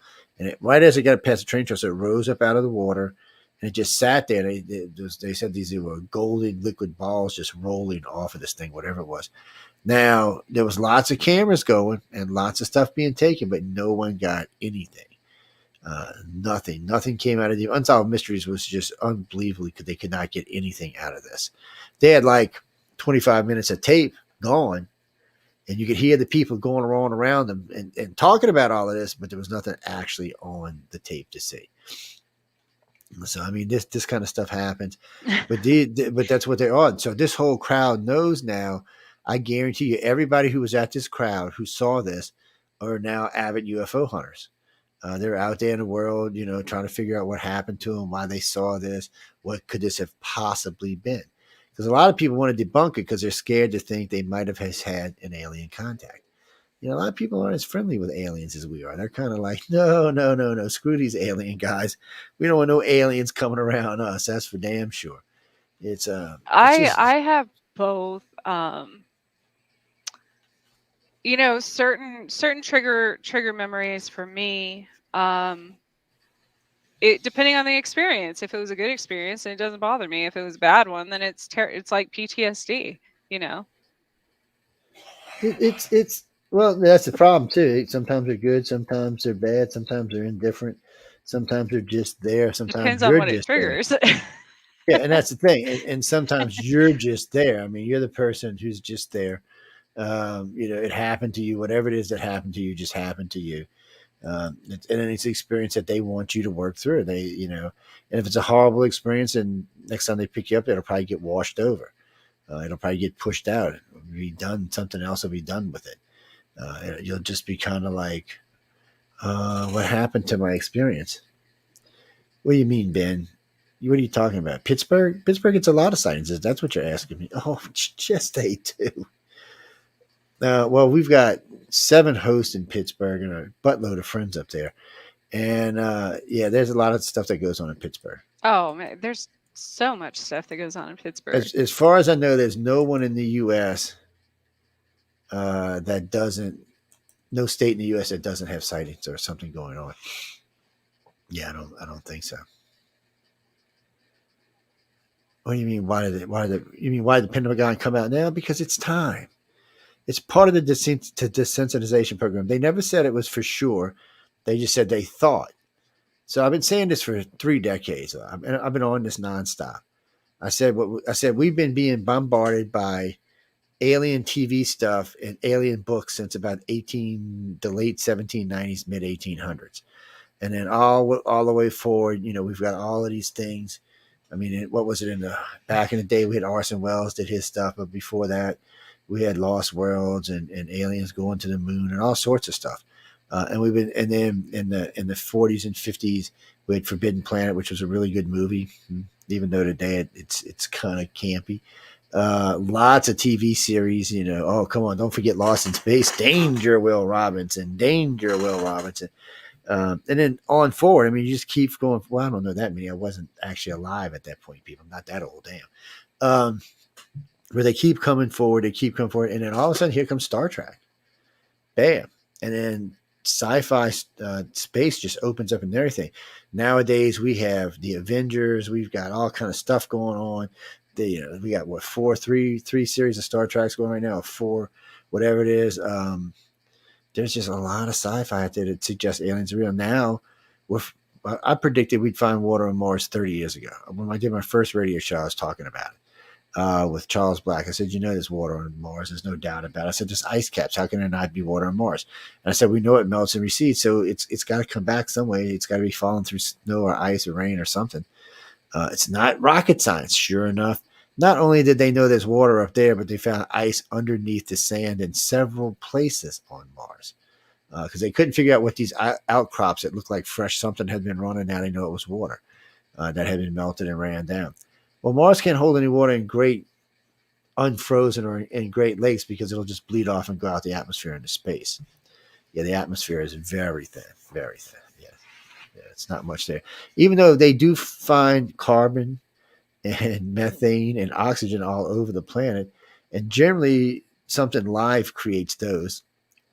Maybe some type of decay might be creating the methane or the oxygen. But it's usually some type of life going on. Well, here on Earth, trees and plankton and all make oxygen. Yeah, that's what I'm saying. So, and methane are made by several different plants and animals. So generally, when you have that much appearance, and they find it in blooms and at certain times of the year, would suggest that it's a seasonal thing. So I don't know, but they're going to find some type of life there. More than likely underground, they're going to find some type of vegetation or even some type of small animals. In the old days, I thought it was just going to be some type of microbiological life form, but I think it's going to be bigger than that. And I think not just there. I think they're going to find it in other worlds. And that big old ice moon we got out there with the two big oceans underneath them in two different worlds, I guarantee they're going to find something. As a matter of fact, they might have already found something. One of the probes was coming down, setting over, and you see this thing, you just see this big shadow like a whale going the opposite way underneath the ice. Yeah, maybe it's a big chunk of ice broke off floating along. We don't know, but it sure to hell looked creepy. It looked kind of like a whale. I don't know what it was, but we did see it, so we can't get away from that. Now, I said for a long time I thought we were going to find life in many places in the solar system. And when we get out of the solar system, we're going to find it in many, many more places. Life is not the exception. Life is the norm. Any place it can take hold, it's going to take hold. I would bet you money we find life on Pluto and Chiron. I actually put money on it. And they way the hell out there in freezing cold. Come to find out, Pluto was not a big dead frozen ball like we thought it was. It was a very active planet. I know, huh? We get it wrong a lot. We've got the Big Bang Theory wrong. They were talking about it the other day. Because science, unfortunately for science, it's wrong more than it's right. But we need science. Science is what keeps our world moving forward. And we're going to make mistakes. It's just part of it.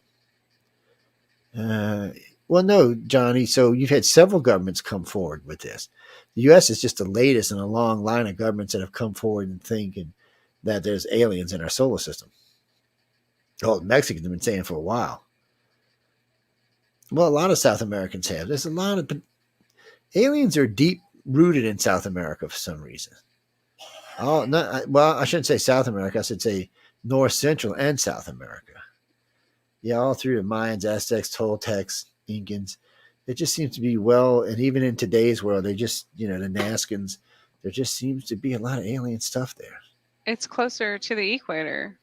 Yeah, so I don't know, people. So what do you mean? You mean, how would you find that if you are a contactee? Oh, well. Have you been having weird dreams, alien dreams, or being abducted dreams, or being taken dreams, or something along those lines? Some kind of dreams consistently, maybe even repeating dreams. If that's the case, then you need to get hypnotized, or you need to talk to someone who's had an experience and see if that's what it is. Because it's not always going to be that. I can't tell you under hypnosis how many times it will turn out to be something else. Oh, and there's lots of things it can be. Oh, yeah, you'd be surprised, from being abused as a child, from some sort of spousal abuse, from some type of drug thing that you put away in your head, to something where you hurt somebody and you just hit it. You'd be surprised what the brains will hide in disguise as an alien abduction. Yeah, so. Well, we're really good at it as a group.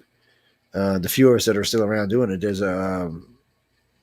it's you can kind of, if you ask them the right questions and you really are empathic, you'll know. And if they're empathic, I mean, right off the bat, we're not even going to talk to somebody unless they're at least empathic. Yes, it's not hard to tell someone's empathic now. I can tell you the two sitting in the chat room with us are empathic. And I'm not even talking to them right now. I'm talking to Trish. Who, Trish? Yeah, Trish is empathic. Trish be broadcasting around the fucking planet if you don't watch her. Like a beacon. Find me here. I live in Kansas. Come get me now. Oh, my God. It's like a big red flashing light. Oh, no, she's not the only one. Oh, no, there's lots of them that do that. It's not intentional though. It's I mean, I didn't say it was. I just said it was that's what's going happening on. before it was I'll just say my life was much worse by accidentally doing that before I was on the air than it is now. Yeah, because now you're with people that they know around you and they don't want to get involved like that. And it's core groups, and we tell this to contactees all the time. There's core groups of contactees. We've known this for a long time. So there's usually a center group, which will be anywhere from 4 to maybe 10. Then there'll be another circle, which will be maybe 20, and there'll be another circle, which is maybe 40. And it keeps going out until you get into a couple thousand. But those core groups go together. They're being abducted by the same aliens for the same reasons, having the same things done to them for the most part. And a lot of them become keepers or communicators or whatever, because that's the group they're in. That's the way it works out. That's a strong group or a weak group.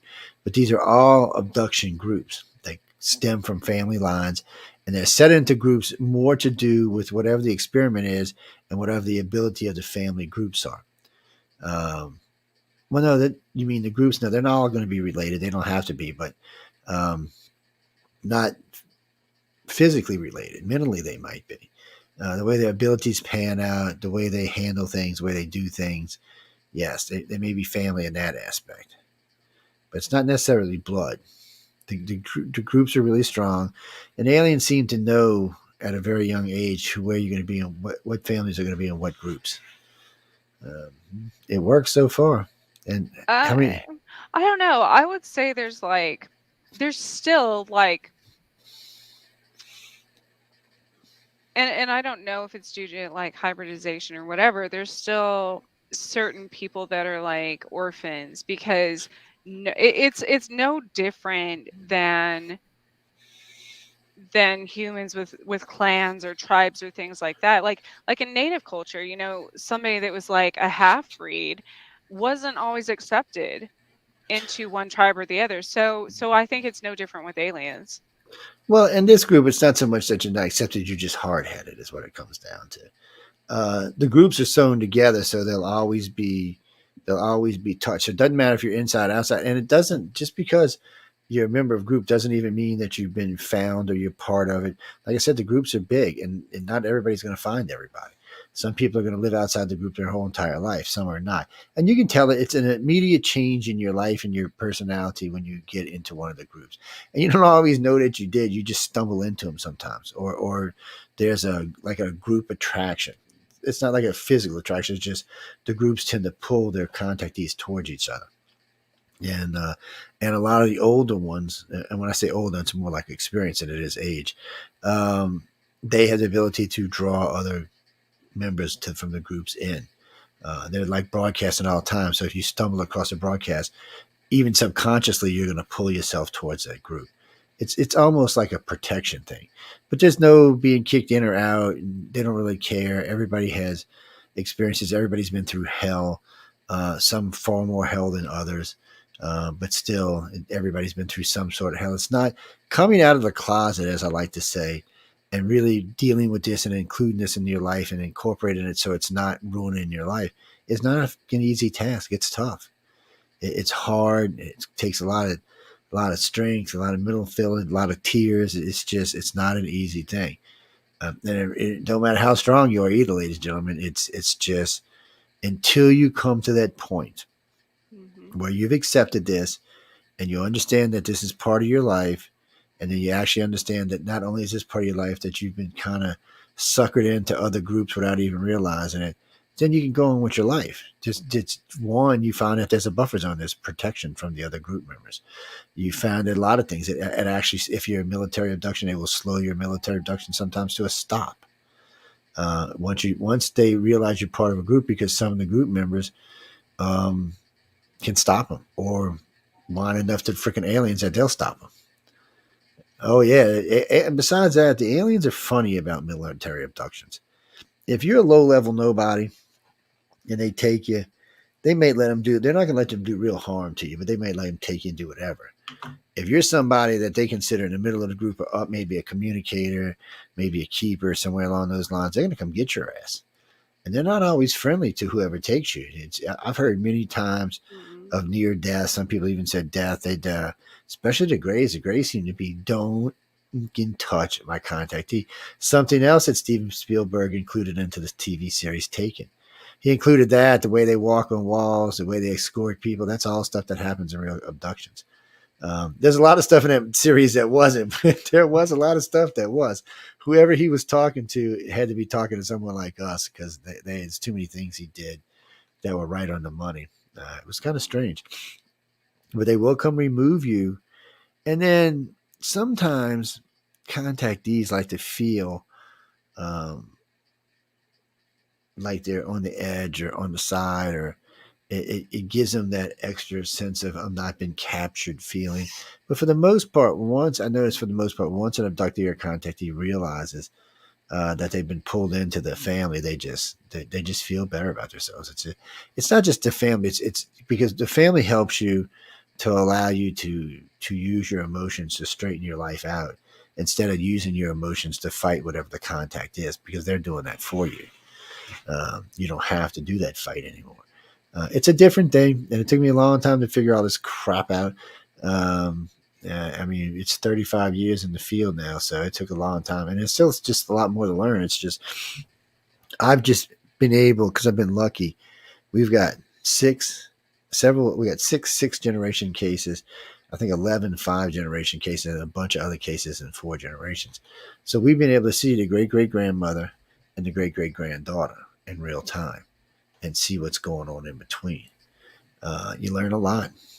I'm not even going to lie. You learn a lot.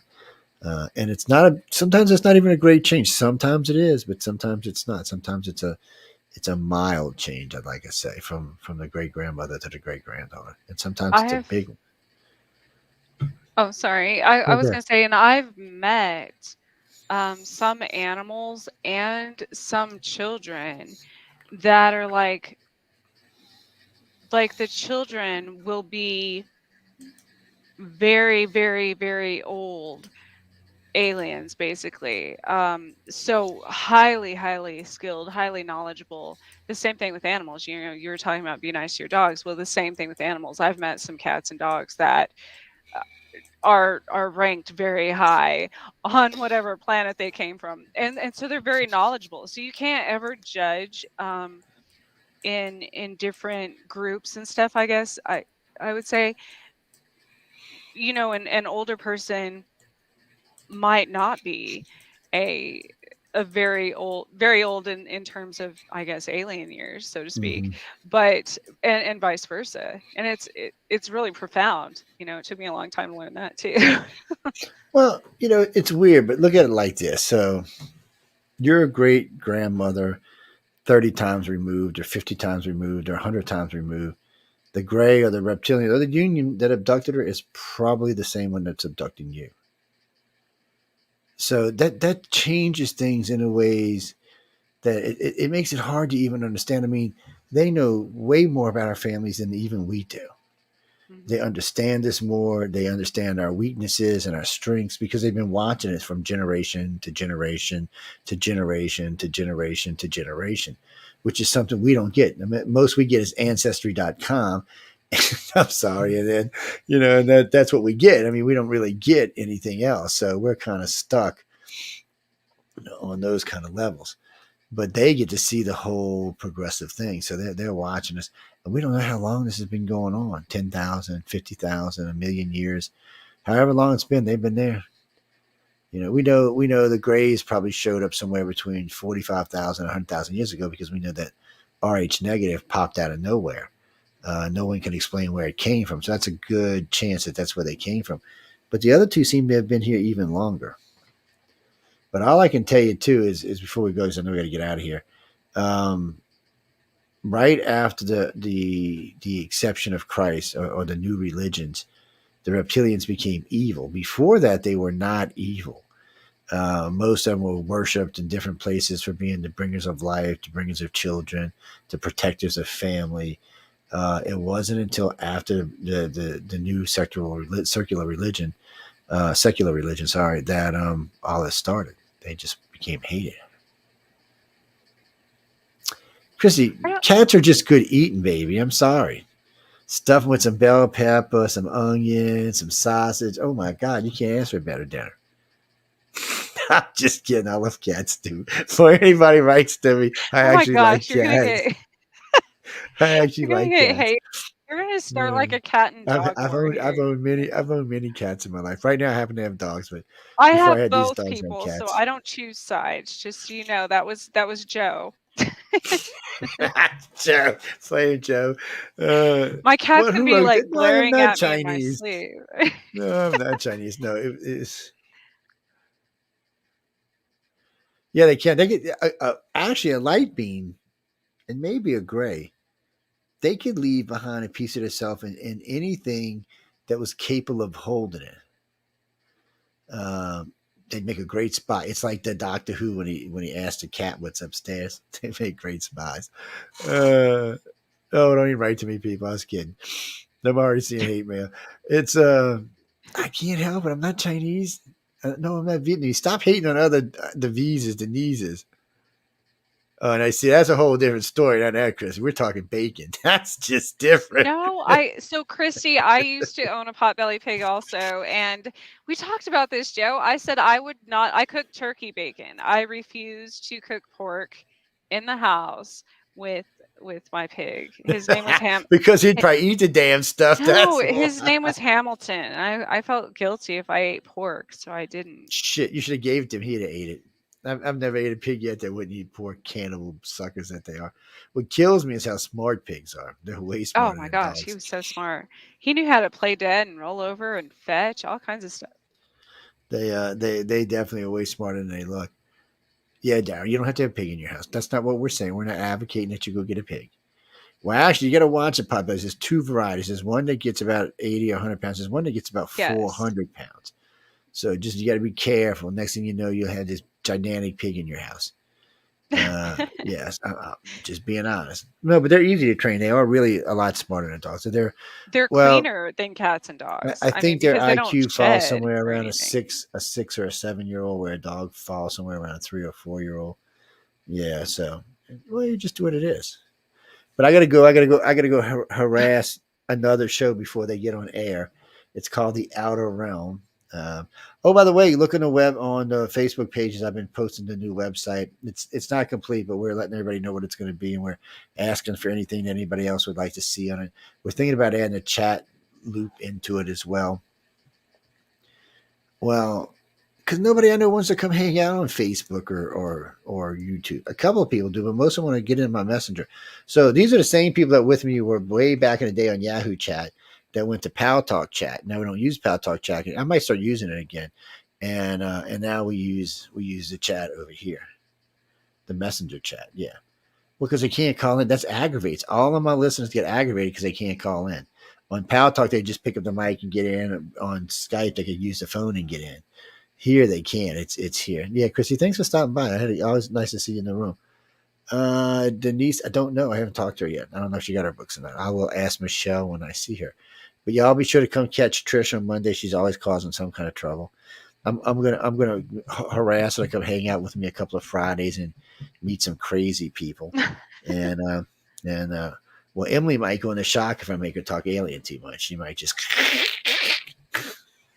I love Emily Daz, but she little don't know how to teach. She's a little non-alien. We'll just say it like that. Oh yeah, it's nice to have news on the flip side back, isn't it? Yes, because we talk about all stuff on there we can't talk about on Essentialist. And that's one of the reasons I missed it. That's why I brought it back because a friend of mine who used to co-host with me passed away. So it was just time to bring it back. Mm-hmm.